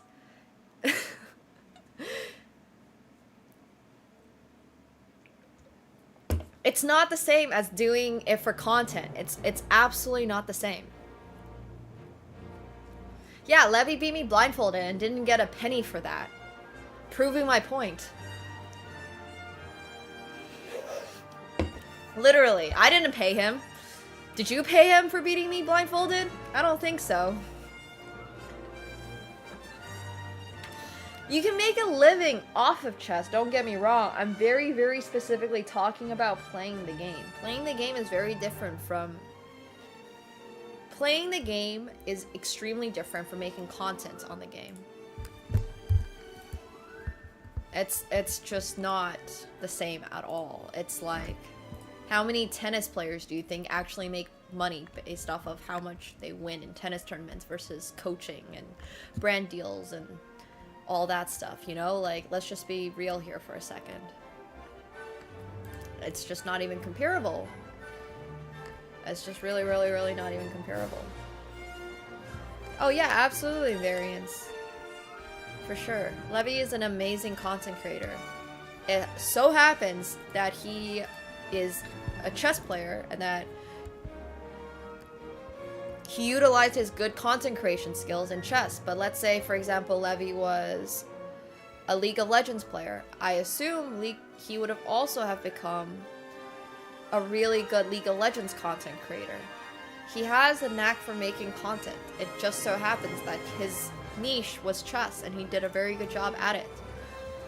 But I don't doubt for a second at all that Levy has like a very keen eye for content whatsoever. Like, I just don't think that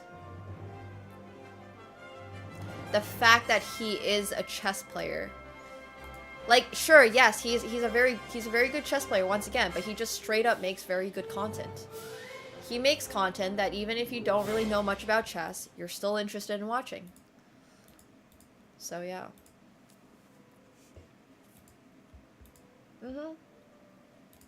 Personality plus the skill. But like I said, if he had the personality plus the skill in like another game like tennis, he probably would have become a really good tennis content creator.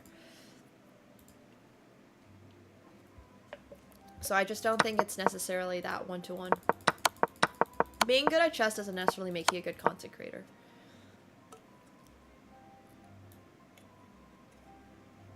Wait, what happened this game? I actually don't remember. So he's up a bishop. Stanley's up a bishop.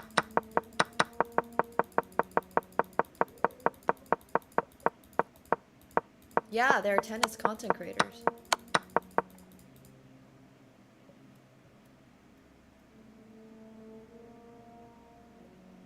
Okay, I mean, I think it's fine. Oh, he got flagged? That's the fail?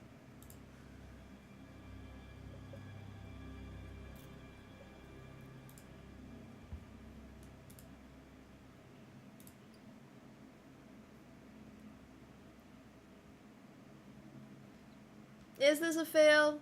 It's kind of a fail. It's not even that much of a fail. I mean, I know you're up a piece and stuff like that, but we don't even have the... Do we have the time control? It's 3 minutes. Yeah, I know you miss a lot of opportunities, but you're 662. It's kind of what I expect if you're 662. I'm just not expecting that much.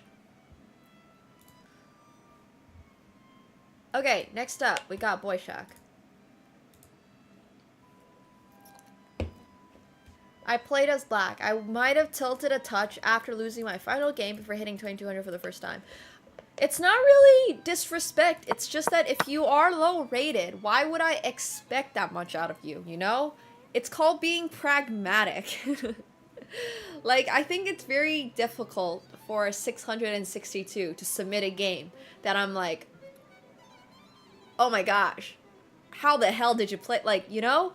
Because, like, you're probably 662 for a reason.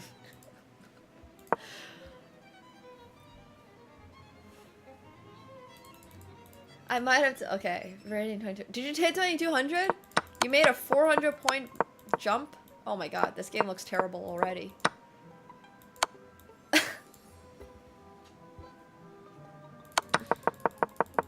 Somehow we swapped off queens and we got checkmated. That's very impressive. That's insanely impressive.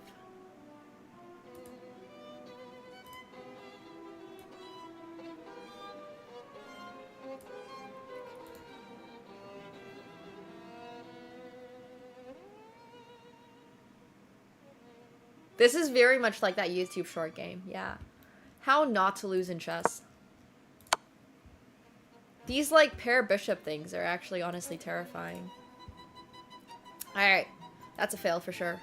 Okay, next up, we got Mayo Trust. Played as white. I converted a position where I was down material. I did make a lot of pointless moves chasing the knight at the end, though.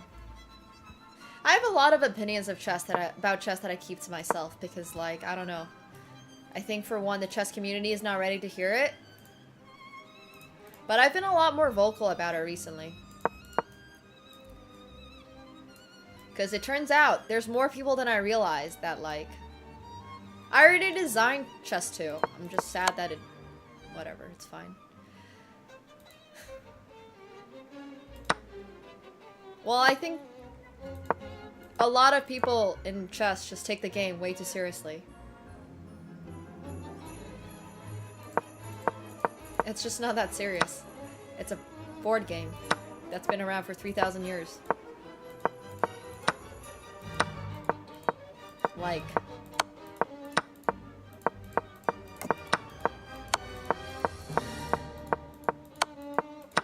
Talk if you want to during a game, talk if you don't want to during a game.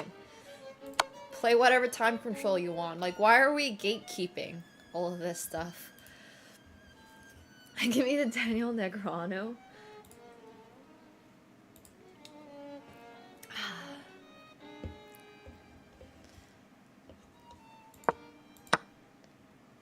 It's just not that serious, though. It's really just not that serious. It's a board game. I think the ridiculous games are... The ridiculous rules are just a troll now. I'm not choosing violence. It's just, like, common sense. Okay, how do we... Look. My good sir, Miotras. The fact that you did not see Smother Mate, unfortunately, is going to automatically disqualify you from this being a flex.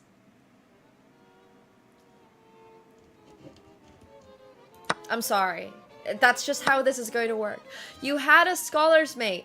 I mean, sorry, a Smothered Mate, and you didn't play it. Oh, the freestyle thing I love. I love freestyle chess. It adds so much spice to the game. I can understand being competitive. Being competitive is fine, but why gatekeep? Why be concerned about things that don't matter at all?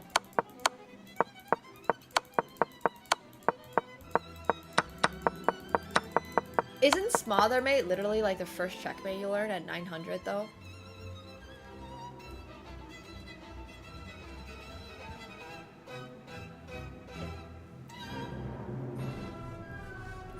Sorry.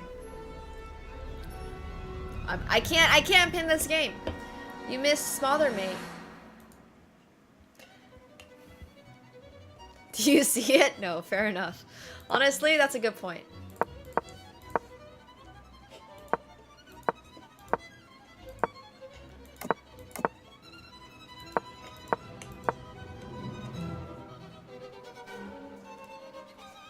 Alright, next up we got Bunny, played as black. It's a bullet game. It's been such a long time since I had a Smother Mate. I'm very jealous.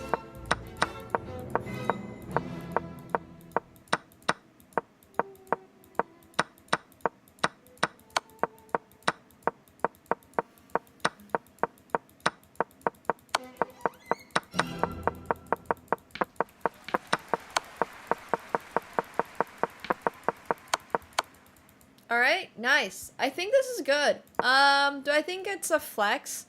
Whew. Being down on time in a bullet game, getting into this endgame as a 900, that's pretty impressive for sure. Let's see. We have 1, 2. How high rated was Cat Lover? 1800? Alright, I think Cat Lover's game is being removed because this game is a little bit more flexy. Because it's a 900 going into the end game with like 10 seconds left on the clock and actually successfully not losing. That's pretty impressive. Okay, next up we have Campero! Played as Y. Pawn ending after finding a couple of nice checks.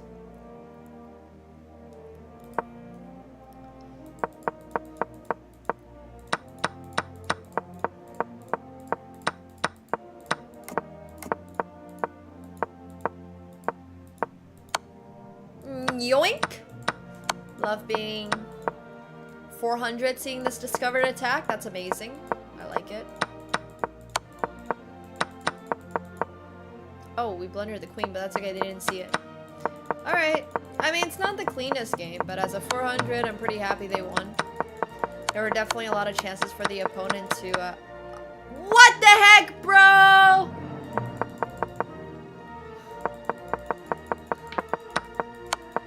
Alright, this game cannot be a flex anymore.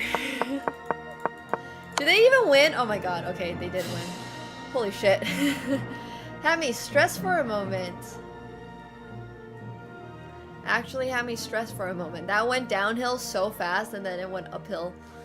Wow, that was a roller coaster. Okay, it cannot be a flex. That game lost its qualifications to be a flex.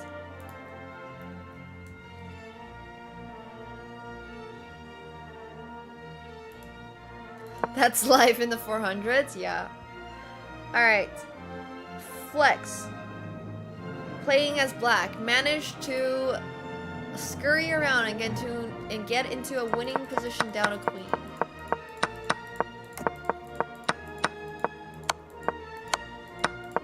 Oh, are we getting copyright claimed?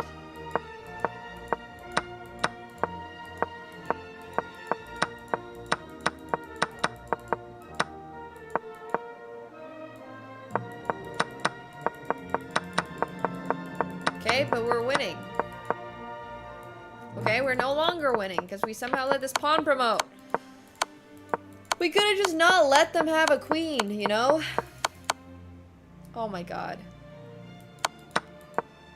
The opponent just let this guy blunder. I mean, promote into a queen. That's crazy stuff. Alright. Whew! Some of these games are way less the flex of the player and way more the fail of the opponent. Okay, game versus a 3K with a brilliant. The only thing I care about is if this goes into the end game. Alright, that's nice. That's nice. Bishop takes g7 is indeed a brilliant move. So basically, if knight takes g7, then you got... Is it knight here? There's a forced checkmate. Oh, it might just be... No, that's not a forced checkmate. Where's the forced checkmate, guys? Check and check. Always look for the checks. Does it? Does the game show? It doesn't show. What are you guys talking about? Always look for checks.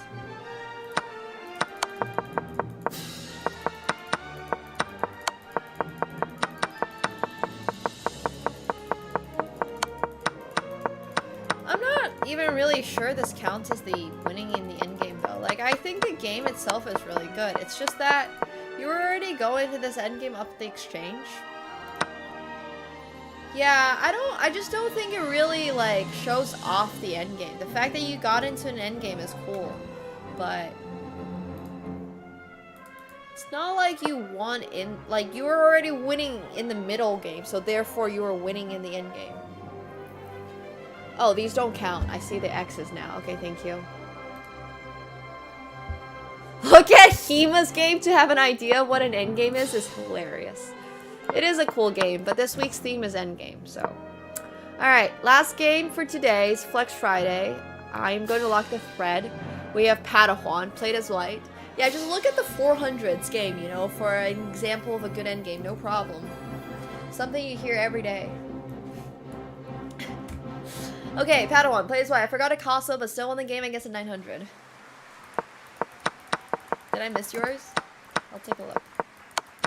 Good enough for the blueprint. Oh god, we're not doing too hot here, Padawan. Is this... Okay, I don't even want to see the rest of this. I hope you won. I hope you won. Jeez.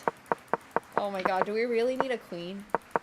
Do we really need another queen? Okay, at least the opponent flagged. I was scared. I was worried that if Padawan promoted one more queen, there's a very real chance this might have been a stalemate. So, no, he actually won. The opponent flagged.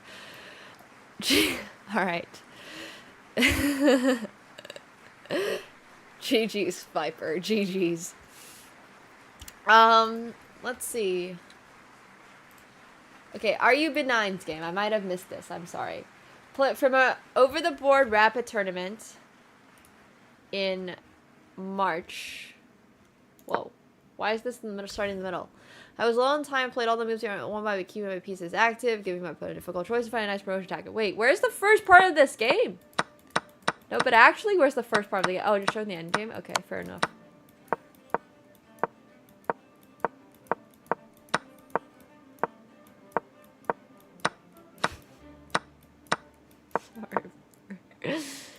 Alright, I like this sacrifice. So we're sacrificing the bishop for the chance to promote our pawn.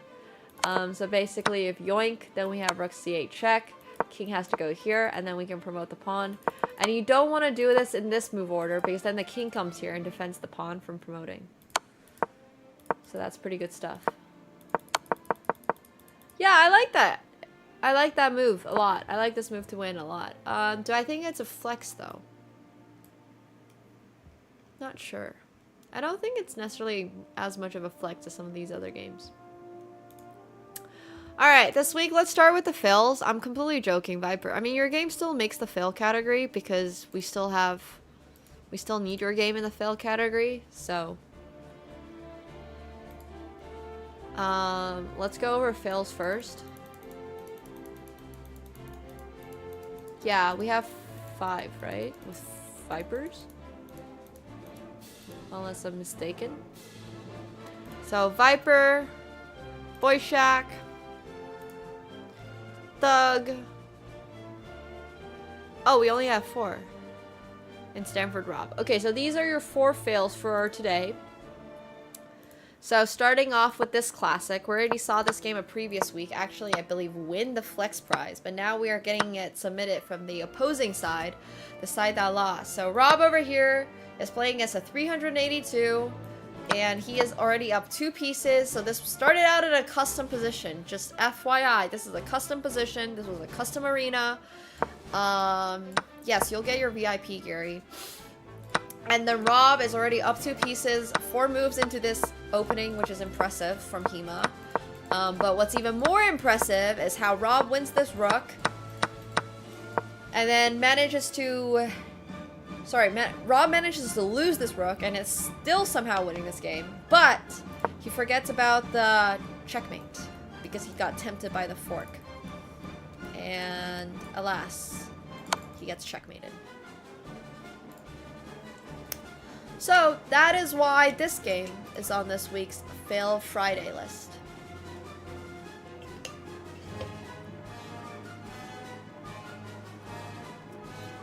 I was so shocked. Yeah, this was also Hema's flex last time. So yeah, remember to always look for checks, threats, and attacks, guys. Wait, checks? See, you're messing up CCT. It's checks, captures, and threats. Polyron, how do you not even understand what CCT is?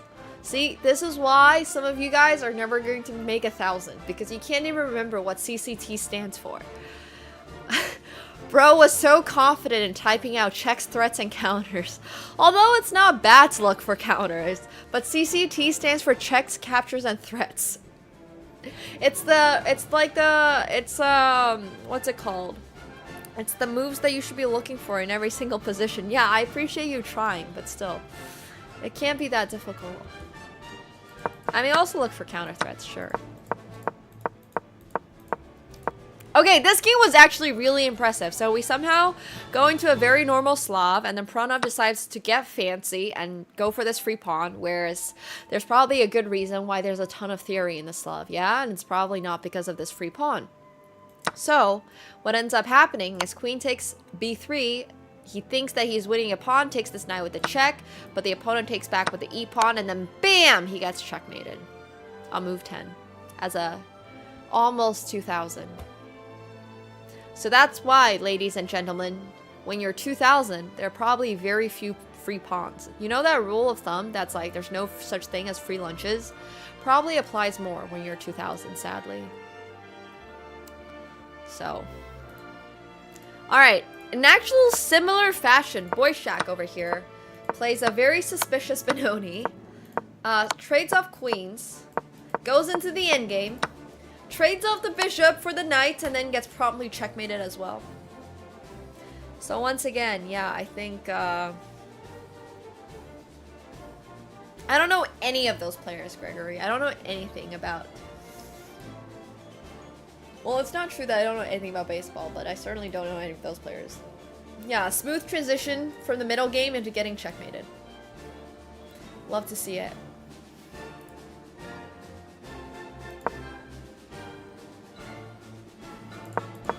Okay, so next up we got Stanley Viper, who went for the Scholar's Mate in the opening, did not get it, and then doubled down, tried to go for the fried liver on top of it.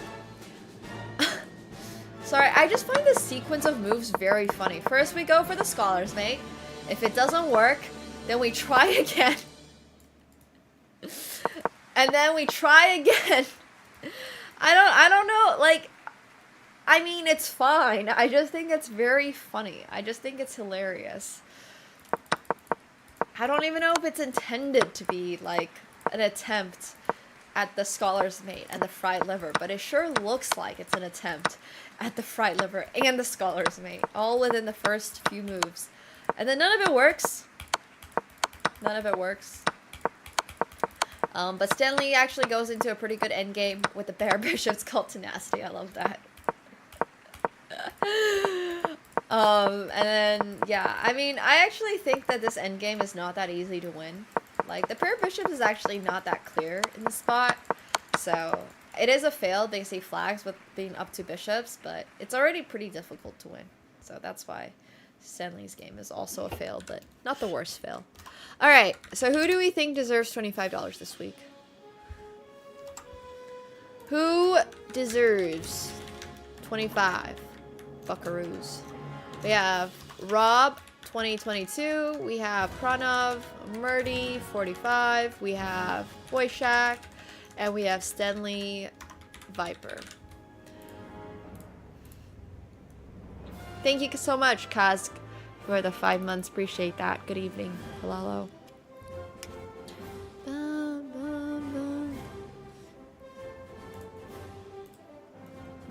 So make sure you're voting on Twitch if you have not yet voted.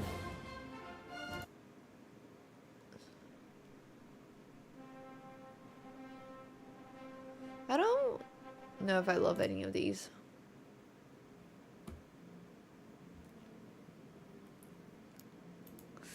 Yeah, feel free to plug yourself in the chat if you want to. Do whatever you would like.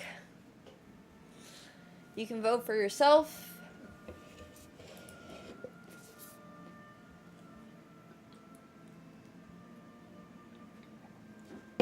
You want to hear a good reason why you should vote? Well, you should vote for it. You should just vote. Be an active participant in the community, you know? Be an active participant. You're here already. You're not even lurking. You can make a difference. Yeah. Oh, who should you vote for? Honestly, I feel like a lot of people here just vote for whoever they think they have the coolest, whoever they think has the coolest username. So, this is a porter. I'm pretty sure there's a solid amount of people that vote for the coolest username. Yeah, come on, guys. We can vote. Turn up and vote. Hey, Nepiva! Thank you so much for the tier 1. Welcome back to your half year. That's crazy. Hello, hello, hello. Thank you so much. If you're lurking, you don't feel pressure to come out of lurking. It's okay. But I appreciate you for coming out of lurking as well.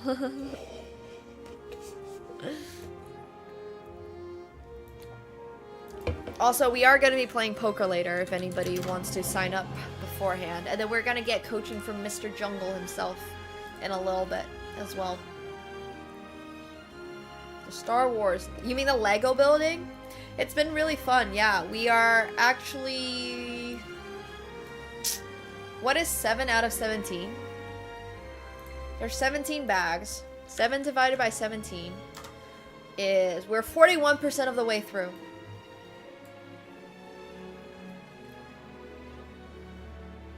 So, and no AkaNemsko to knock it over. Although I'm picking up AkaNemsko tomorrow. I finally have time. It's been a busy week, I'm not gonna lie, so.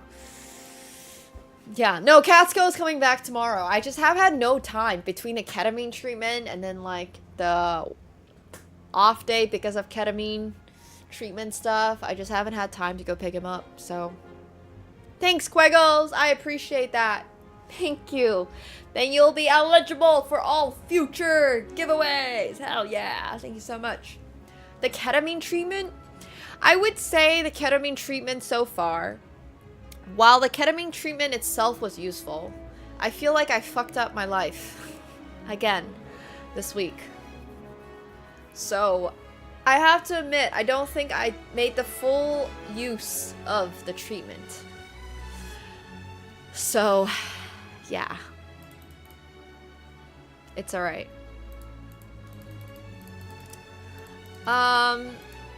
Yeah, life.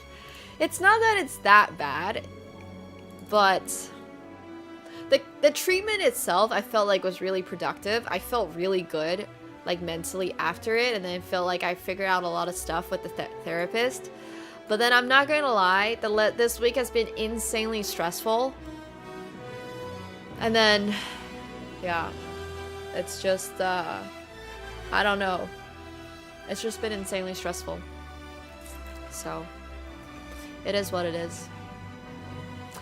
There's no poker tournament, but we are playing on Phenom, and then we're getting coaching later for poker.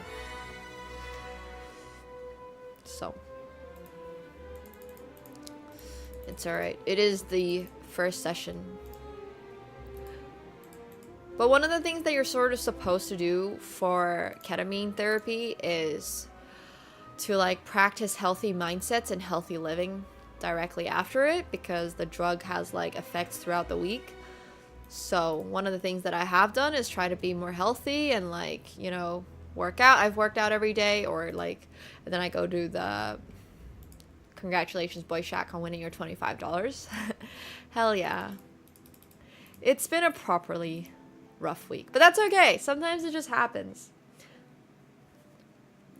Thank you. It's all good. It's all good. So, yeah, we'll see. We'll see how it goes.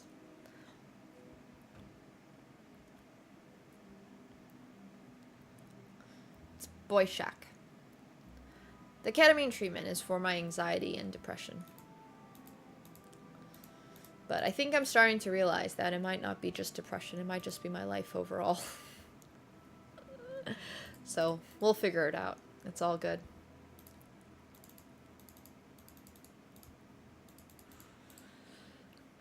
We'll see. We'll see. All good. Might just be life. Congratulations, Boy Shack. Alright. Next up, we will go over the flexes. I think the travel is very helpful for resetting my mindset, but also at the same time, it's only like delaying the shit that I actually gotta deal with in life, if that makes sense. So yeah.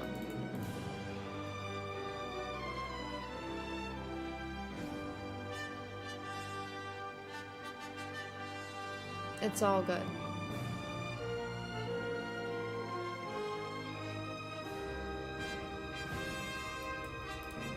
But ketamine's really interesting. I think in general it's going to be effective. Like, I definitely felt like I was making much healthier life choices directly after the therapy session. It's just then, like, life really caught up with me, basically, like, the day after. So it's just like like the treatment, like, once again, like I said, I think the treatment itself is not ineffective. It's just at this current time in life, I don't really know if it's going to be much help. If that makes sense. Yeah, I don't know if running a marathon is gonna make me feel better, dude.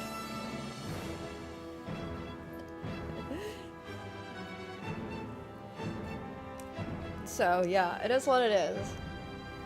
It is what it is.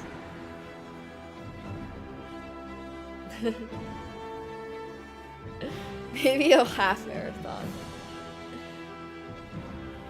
Yeah, for sure. Sometimes the environment and the situation just super weighs on you. Yes, exactly. I'll keep you guys updated on how it goes. Obviously, everybody's going to have a completely unique reaction to it. So, you know, my experience might not be your experience.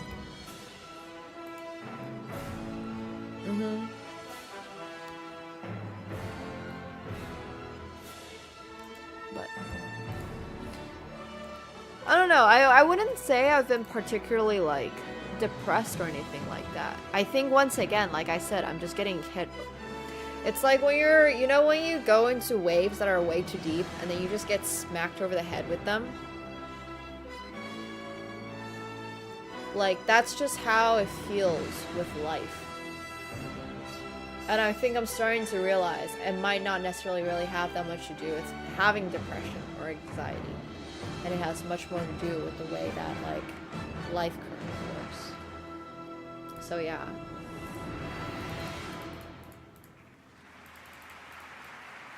Like, I'm definitely I still definitely have depression. Like, it's pretty obvious. But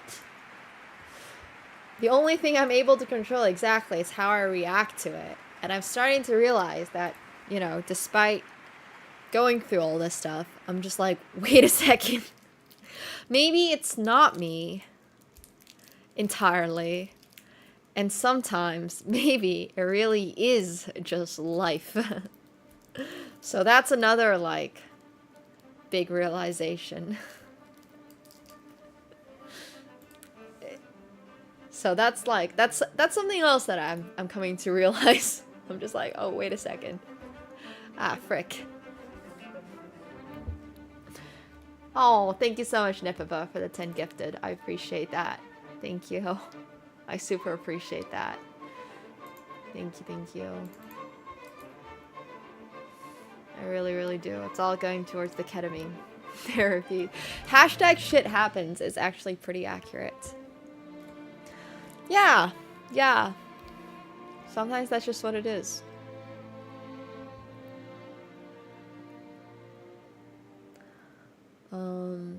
But just gotta make the best of it. I think is much more what I'm learning. Oh my gosh, that's so insane, Mickey. Seriously. Thank you guys so much. That's crazy. Yo. Thank you so much, Mickey, for the 50 gifted. Aw, I really appreciate it. Thank you, thank you, thank you, thank you. Guys, if you've been getting a gifted sub today, please make sure to thank them. You guys are way too nice. And thank you so much, Thomas, for resubbing as well for the 18 months. Guys, please, please, please make sure you're thanking them. Please thank Mickey. Please thank Caspian. Please thank Nipapa. Yeah, I think trying to, like, explain how ketamine therapy feels is a very interesting thing to try to explain. Because it's difficult to explain in words how you feel. Like, I wish you guys could just feel what I feel. Not that I actually want you to feel what I feel, because it's not very nice, but like I think it would be interesting to see, like, if anybody, yeah. Oh my gosh, Uncultured, thank you so much for another 10, and Caspian for another 10. That's so crazy. Thank you. Oh my gosh. You guys are insane. Seriously, it's raining subs. You guys are great. Thank you very, very, very much. Thank you.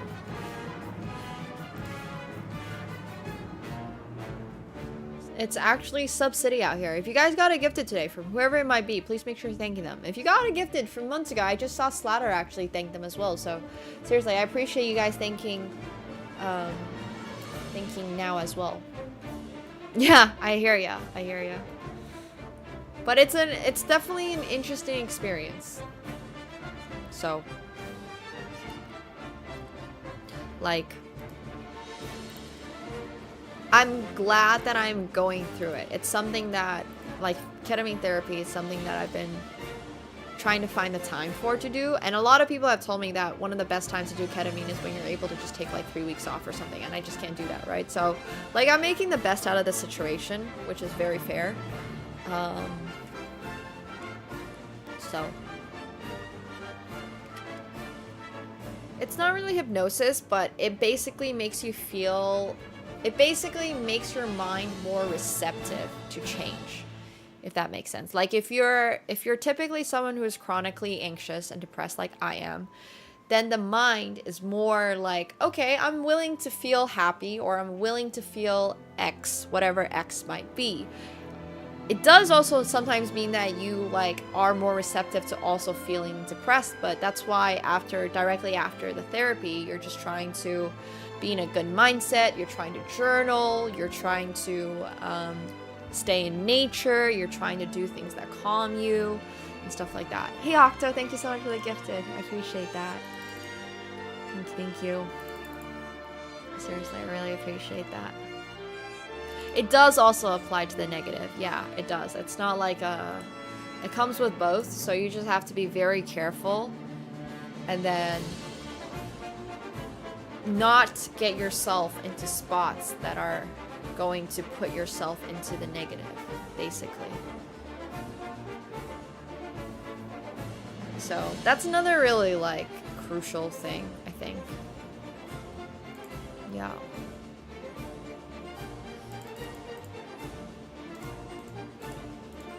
I don't think it's necessarily bad to, like, try to change yourself if you know you're trying to change yourself for the better. I do hear you though, like, people shouldn't feel the need to fit in like on a one-to-one with society or anything like that, but for myself personally, I have very clear things that I am targeting. Like, I'm very well aware of what I am targeting, and I'm just trying to, you know, figure a way out of it. So yeah. Absolutely. I think it also, like, anxiety and depression also are just more prevalent right now, unfortunately, with how things are going. So everybody's journey is going to be a little different. My place recommended between 6 to 9. So I'm gonna do 6 and see how it works, how it feels. They recommended 2 a week, but if I did 2 treatments a week, like I mentioned, I would have to actually just take 3 weeks straight off, because you're not supposed to work at all after you take the treatment. They, like, strongly tell you, like, yo, don't do anything that can possibly, like, worsen your mood. Hey Nepiba, thank you so much for another 10. I really appreciate that. Thank you. Thank you, thank you. Yeah, you're super not allowed to drive. You're absolutely not allowed to drive. Like, it's a very clear, you have to sign. You are not allowed to operate heavy machinery or drive. That's so crazy, Nipipa, though. Thank you so much. Aw, thank you. Yeah, for sure. It's cool to, like, do stuff, but they recommend to do stuff in a relaxed manner. No driving for basically, I think, like 24 hours or something right after. So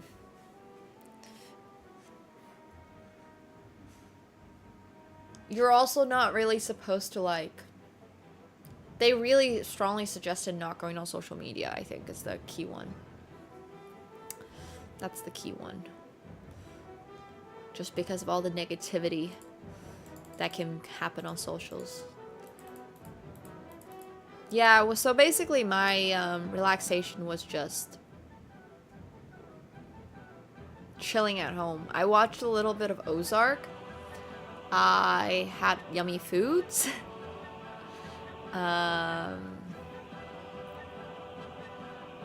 So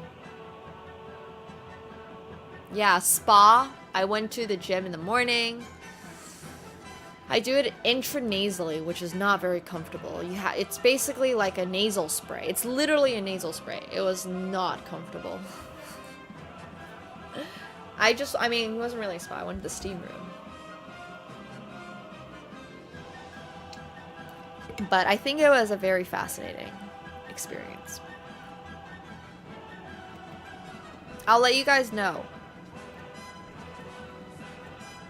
how it goes in the future. So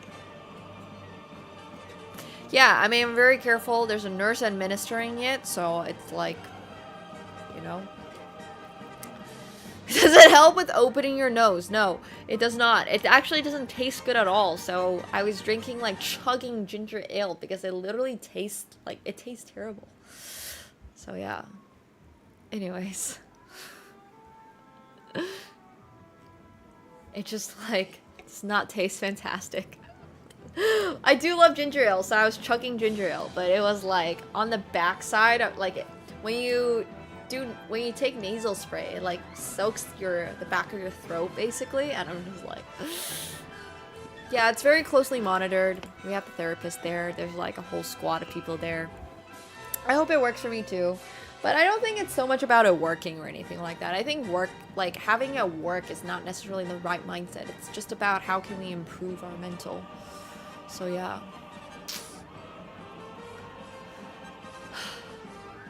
No, this is fine. This tastes fine. Yeah, I had to have a blood pressure machine as well. Apparently, my blood pressure is just always low. Maybe that's why I'm tired all the time. I'm going to New York pretty soon for a modeling camp. So that will be interesting. We'll see how it goes.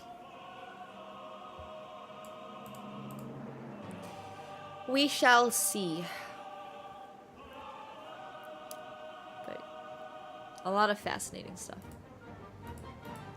I think it's yeah, like I said, I'm only going to be able to let you guys know more about it once I do a couple more of them. So maybe I'm lacking in iron. It's true. Maybe I need like one of those iron magnet things that go in like your food, and then it just like puts a couple of ions into your food.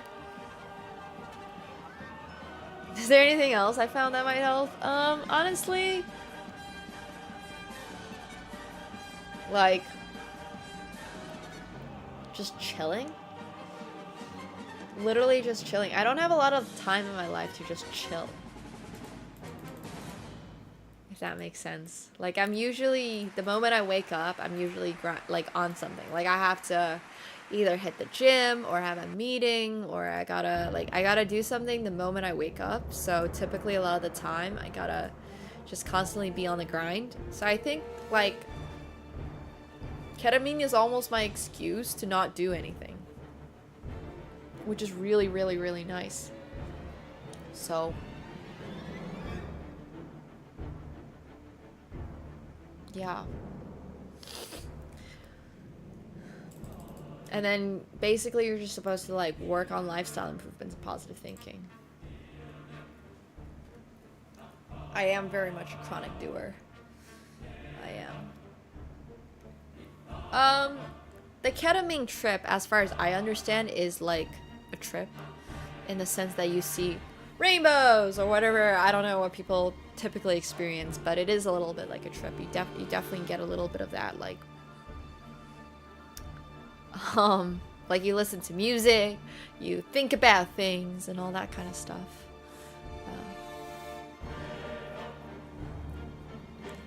Thanks, Falcon. It's not necessarily euphoric. I wouldn't have described it as euphoric.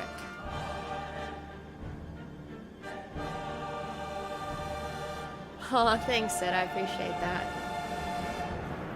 I would not say that I was feeling euphoria. I would definitely say I was feeling much more like rooted in my mental. Like I could identify if I wanted to feel happy or something like that. But yeah. A little, not necessarily clarity, but just like I was actually able to meditate when I took the ketamine, yes. I'm typically not able to meditate. So that was kind of nice. Yeah, maybe a little bit more control. I would definitely say I felt a little bit more in control of my mental. Like a bit of serenity, yes. Like my mind was a little less like crowded. I definitely felt a little less like, oh, I have to do this and not do that. And I was able to just kind of like lie there and sit there. Because typically, anytime that I'm not awake, anytime that I am awake is just like being awake sucks. But when I'm asleep, I also have very stressful dreams. So for me, a lot of it is just being able to like take myself out of that. I'm always thinking about like work. I'm always thinking about work. It's basically the only thing I think about. And when I'm on ketamine, like when I dream, I usually dream just about stressful things. Like it's just like it just goes into it. So when I'm taking ketamine, it just makes it so that I can just think about like, oh, you know, it was actually so nice indeed to be in Tokyo seeing Team Lab planets. Or like, oh my gosh, now I'm remembering how pretty that piece of art was. And those are things that I don't like typically think about. Like, yeah, sure, I think it's pretty and stuff like that, but I don't think about it, you know? Like when I'm there, the only thing I'm concerned about is like, okay, well, how do I turn this into content? Or how do I, you know, put this into a way that other people would be able to like watch. So when I'm like taking the ketamine, I'm actually able to just appreciate it for what it is rather than feel like stressed about it and like think about how am I able to monetize this. So I think that was like a really big thing. Yeah, well, I should definitely try to meditate, but I can't. I just can't. I straight up cannot. I wish I could. It's not, I hit enough hours of sleep, don't get me wrong. It's just tough to have restful sleep. I just don't feel that rested when I wake up. Yeah. Hey Dace, hello. But it's okay. It's alright. It's all going to be better. Just need to learn how to relax and how to chill. And like I said, working on yourself is a big part of everyone's life, whether it's like, you know, working your body or working your mind. Yeah. My mind is super active, yes. I mean, my therapist also thinks I have ADHD, so, you know. She was like, you might just have ADHD. I was like, yeah, I probably do. But she sent me a link that's like for an online test, and if you go through it and then like apparently they might be able to do it digitally, so I'm gonna try doing that. Hey Sid, thanks so much for 1,000 bits. I appreciate that. Thank you. Thank you. So we'll find out. I really appreciate it. Thanks.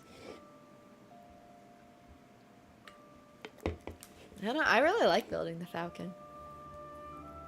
But yeah, it's okay. Thanks, dude.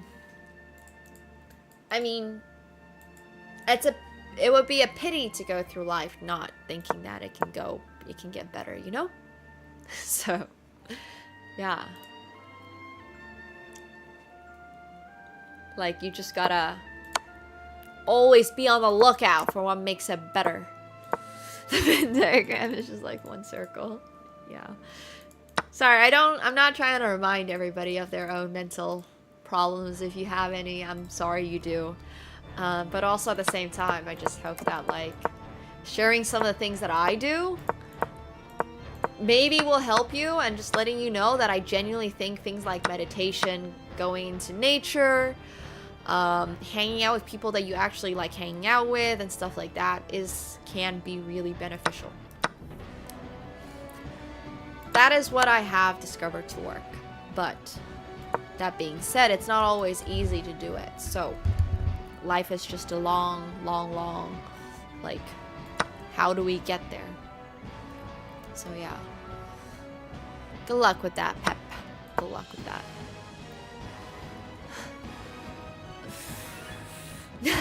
Text. Oh, good food helps so much. I agree. Absolutely. Okay, so Gary here plays this Endgame. Sorry, we're still on the flexes for Flex Friday. This has turned into another tangent. But this was a really well played endgame. This was a really clean endgame. Bro is actually experiencing what a lot of opposite colored bishop endgames are, which is a draw. But he baits his opponent into coming for this free pawn on h6, which looks very free.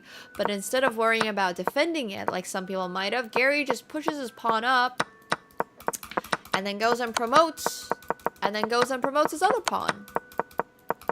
Yeah, I mean, everyone's mind is so different. There are definitely things that need help from multiple people, but there are also things that might not help people the same way. And I think that's just all, like, super duper, like, you know, to each their own, right? I don't know what might help for someone else. I truly do not know. I'm just trying to find out what happens for me, what works for me. And then, yeah. That's me, hey Ghoulie. I just do everything and hope it just doesn't... Like, surely, if I just do enough, you know? But sadly, that's not always how that works. Okay, so next game, we got Davidovich. And Davidovich played a very interesting game as well. So this is the one, so this week's theme was endgames, and of course for endgames we had to put in a knight bishop versus king endgame. So I gotta admit, his opponent didn't do the best job of winning this game, not losing this game, but he does a pretty good job. Davidovich does a pretty good job of pushing his opponent's king into the side of the, like, board. That's what you're supposed to do when you have your knight and bishop. And then he actually checkmates the king over here on a5. So typically you gotta push the opponent's king into a corner. But bro actually just got checkmate with knight and bishop kind of on the middle of this file, which is kind of impressive. So that's why this game is a flex. I always think knight bishops are classic. Obviously we have a knight bishop endgame and during an endgame theme. So that's obviously a classic. And we like that a lot. Okay, so next up, we got this game by Armina. Oh, wait, no. This is the game that I think are... No, you know what? I'm not going to include my game. We're going to put both of the clean endgames into this because I'm not going to compete with you guys for Flex Friday. But Armina played a bullet game. So this endgame is way more impressive because it's a bullet game. So first of all, they find knight takes e6, which looks like it's a free knight at first, but then you have queen takes e6, and then you take this knight on c6, and then, you know, things are good again. And then the pair of rooks going into this rook endgame swaps off into a king endgame where you have this pass pawn that keeps the opponent's king busy. And then they move their king over here to go take some pawns, and then they win the game. So this was just a really clear classic example of how to win and how to convert your king endgame. And they also make this wonderful, wonderful 8-8 queen move, which looks like you're just giving a free pawn, but this is the not a Zugzwang position, where if it was white to move, this would be a draw, but because it's black to move, they correctly figure out how to win this game. This is pretty clean, actually. So yeah. Jungleman coaching is in 2 hours. It is at 10:30 our time. So, yeah, 10:30. Okay, so this next game is by Icy Radon, who played white, I believe. And this game just goes into the end game without too much trouble. Actually, looks like there was a little trouble. But that's okay, he's down a whole bunch of pawns. But you guys gotta check out this end game. Has he done ketamine? Actually, that's interesting. So basically, you guys will love this checkmate. So he just goes for its c3, and then watch this, watch this. En passant, for once, is not forced. Hello, Whaley. Hello, hello. Yeah, Radon made it, because this checkmate is awesome. Look at this checkmate in the endgame, where you have f4 with the check, and the opponent is not able to capture this, and it's just a checkmate with the king on e5 in the middle of the board. It's so hard to get checkmate in the middle of the board. So that's why I think this game super deserves a Flex Friday pin. Alright, next up, we got Darkside against Waylo, not Whaley.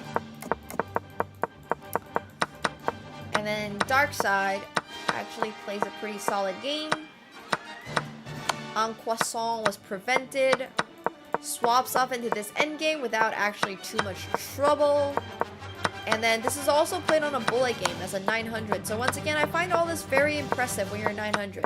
Being able to convert a rook pawn endgame is fun. Always fun. And he only has 2 seconds left, but he does not flag. Look at how clean this is. This is just a really clean endgame. So we had some really good endgames. I'm really proud of you guys. We had endgames submitted from all ratings. But who deserves $50 the most this week? I will let chat decide.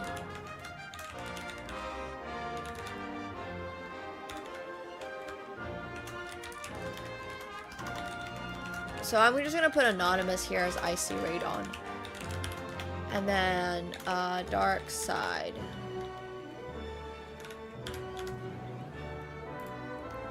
If you guys wanna vote, feel free to do so.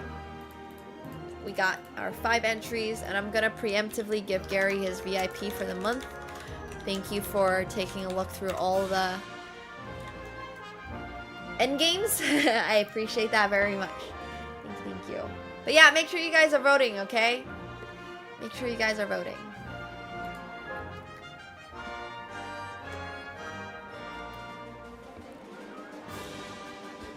Okay, I'm gonna go to the bathroom really quick.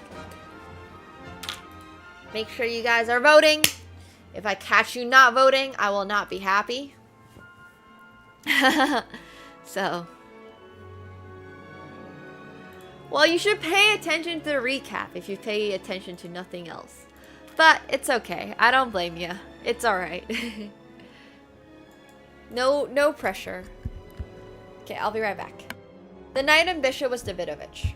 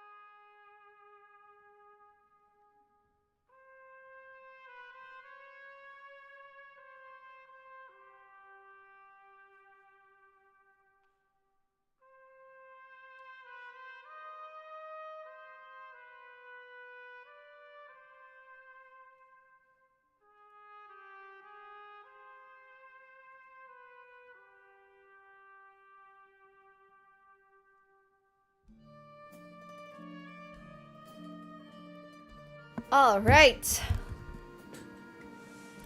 Who is winning? Oh my gosh, it's 14 versus 14. Jeez. Didn't we get basically like this type of vote literally like not too long ago for the flexes? That's crazy.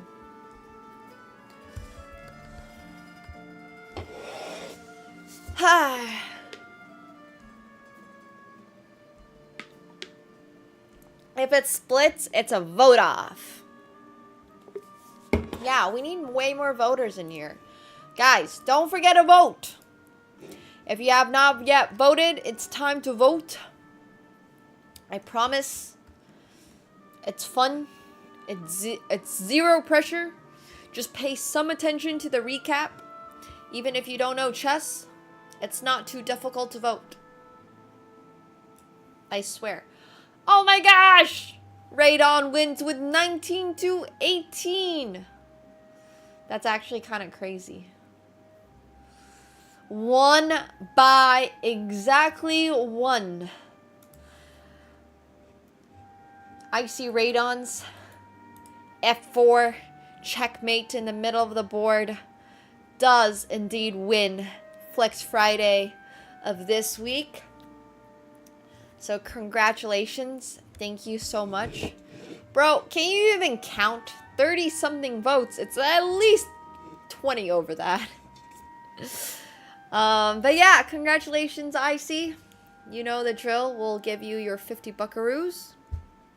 And you get VIP now, also, I believe, for 2 weeks.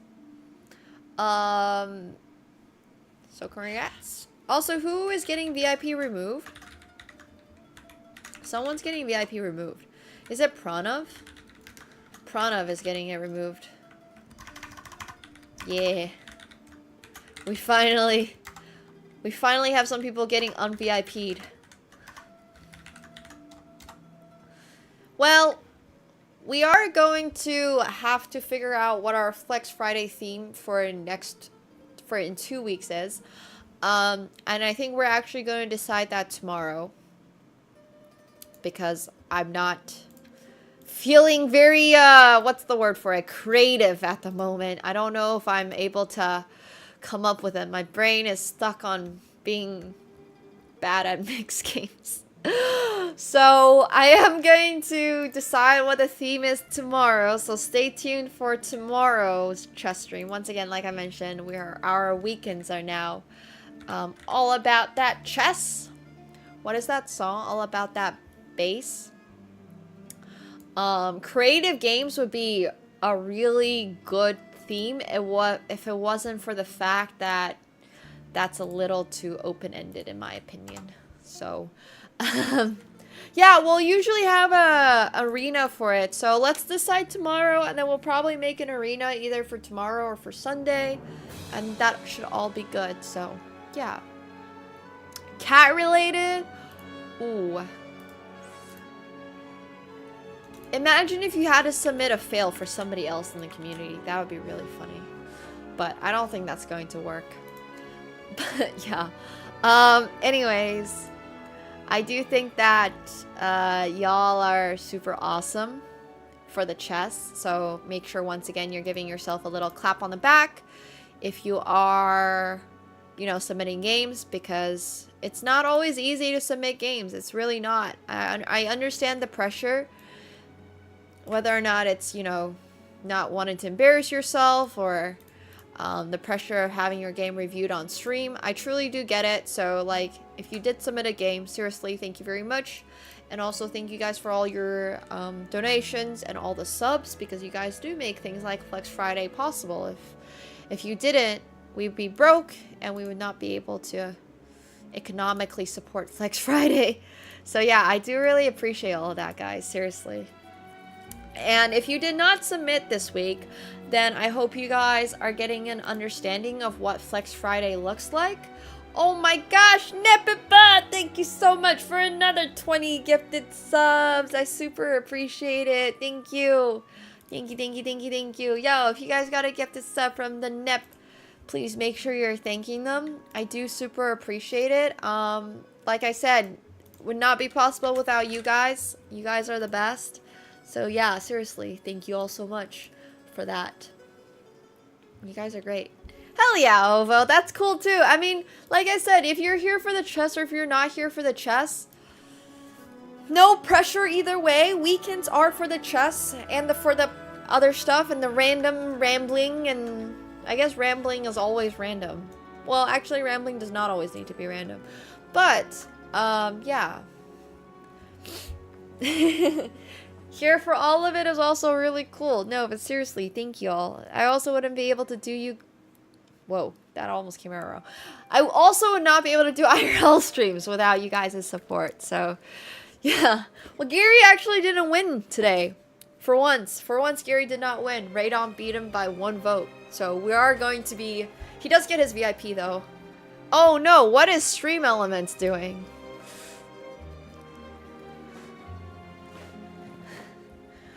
Oh, that's not Stream Elements. That's him abusing his VIP badge. Don't abuse the VIP badge. The easiest way to lose. VIP. What's that one Fight Club phrase? Don't talk about... Oh my god, I'm forgetting it. It's such an easy one. Don't... The first rule of Fight Club is don't talk about Fight Club. First rule of Fight Club. That's the one. Alright.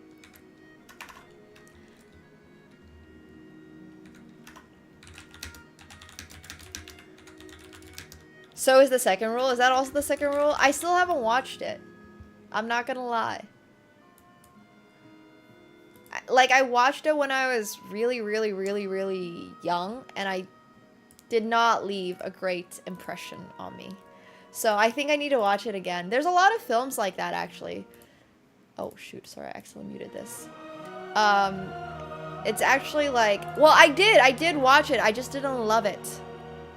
I just didn't love it. As a kid. But I was like maybe 12 or 13. So, yeah. Alright. They do not have MTTs yet. MTTs are coming very soon, Muggy. Just don't watch it after ketamine therapy. Honestly, fair. But I watched... Oh, sorry. Anyways, it was fine. It was fine. We are going to play a little Hold'em tonight before Mr. Jungle Man hops on to coach us, actually, for mixed games. So I recorded a mixed game session earlier today, and Jungle will be on later to help us with it. And right now, what we are going to do is actually play a little bit of poker. So, oh my gosh, that is very large. Whew! 1 second, guys.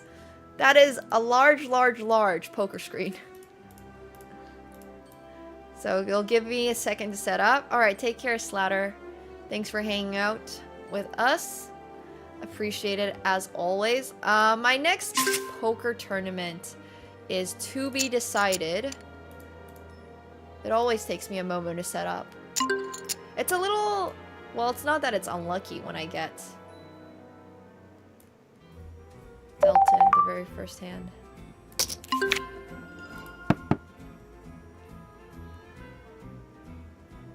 Okay, here's my cat. We're gonna cover our hand.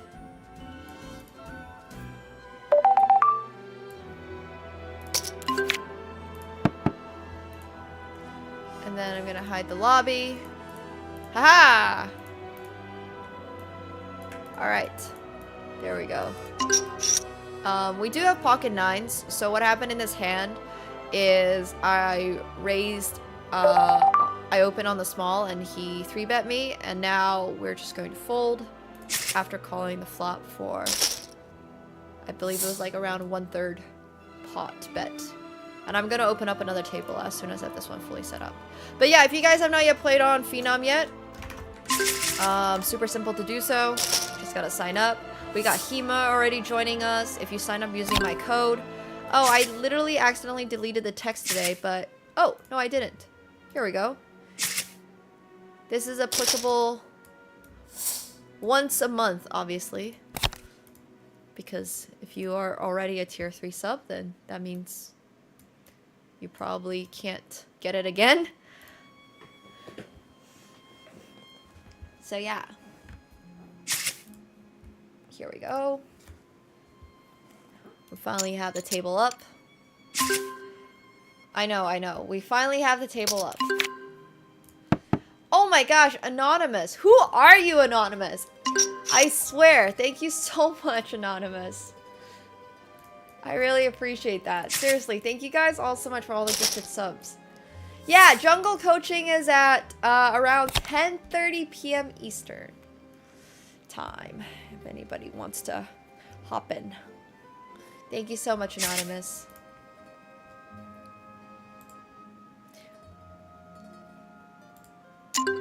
Yes, it will be a little later.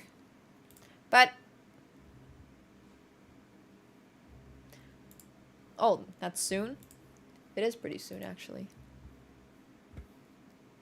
Time flies when you're having fun. Look at all you guys. Revealing where you are. Okay. I'm gonna sit in on another table. The one annoying thing about, like, OBS overlays is that they don't save.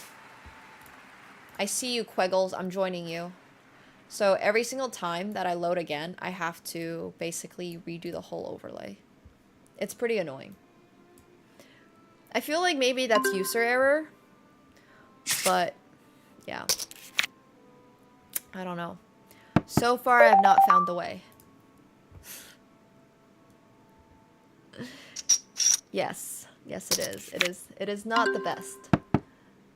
But here we have our table with Queggles. I assume Queggles already saw my hand, so just give me 1 second, Queggles. Sorry, I'm not trying to delay you on the heads up or anything. I'm just trying to figure out my overlay real quick. I'm gonna fold this hand. Okay, there we go. I think now it's ready.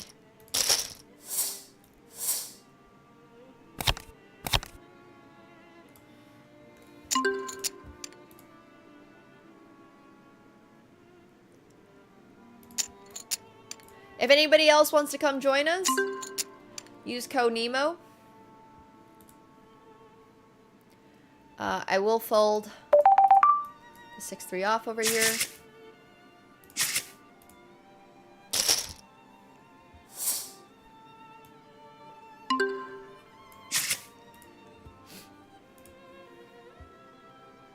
I'll show you guys what my hand is before it's too late. I have King 5 off on the right against Queggles. If anybody else wants to join us, I had Ace Queen off on the left, the one that I 3-bet. Play Velatro instead. I mean, Velatro is okay. You could do both. You could play poker with us and play Velatro. I had King 7 suited on the left.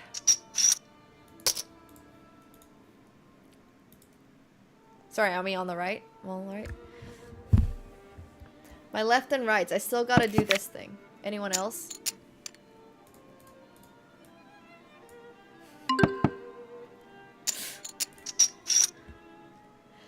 I literally still have to do this sometimes.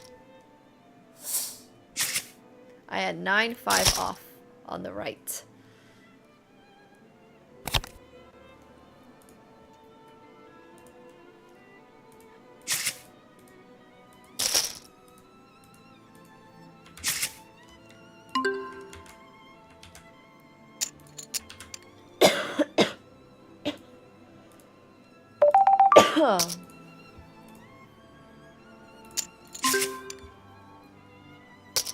But yeah, if you guys have not yet signed up, come sign up with us.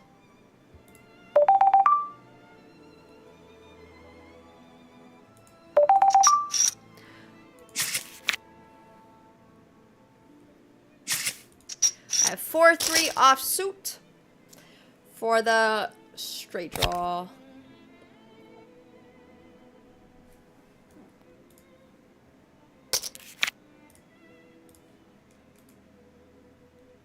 Well, this song is so sad. Let's play something a little bit more upbeat.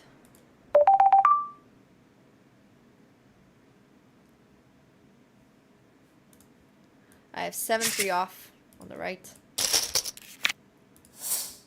Just don't make a scuffed one then. Do one with full confidence. It's that easy.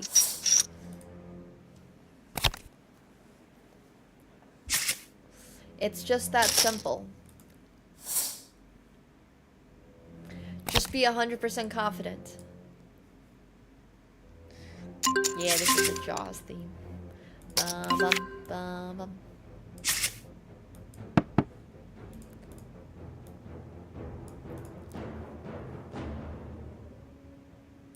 It is upbeat. What do you want from me?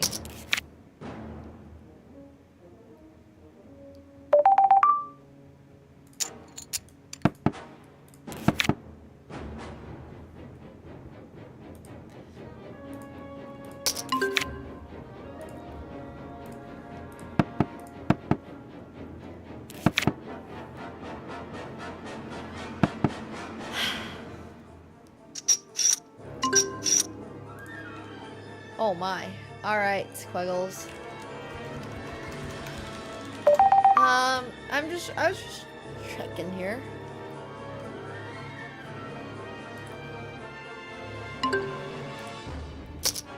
I do have 6-5 with a 6 of clubs, but I'm gonna fold.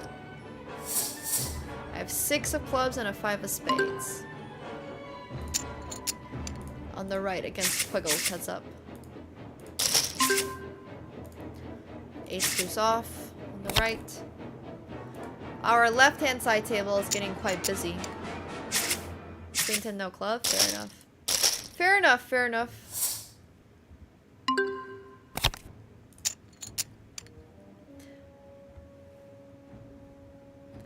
Also, if you guys want to come watch some poker on Twitch, that's where you will be able to.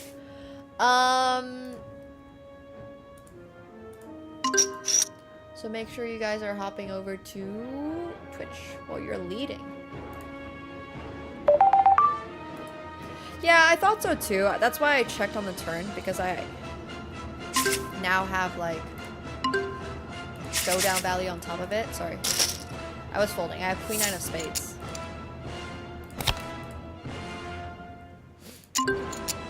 This is just cash right now.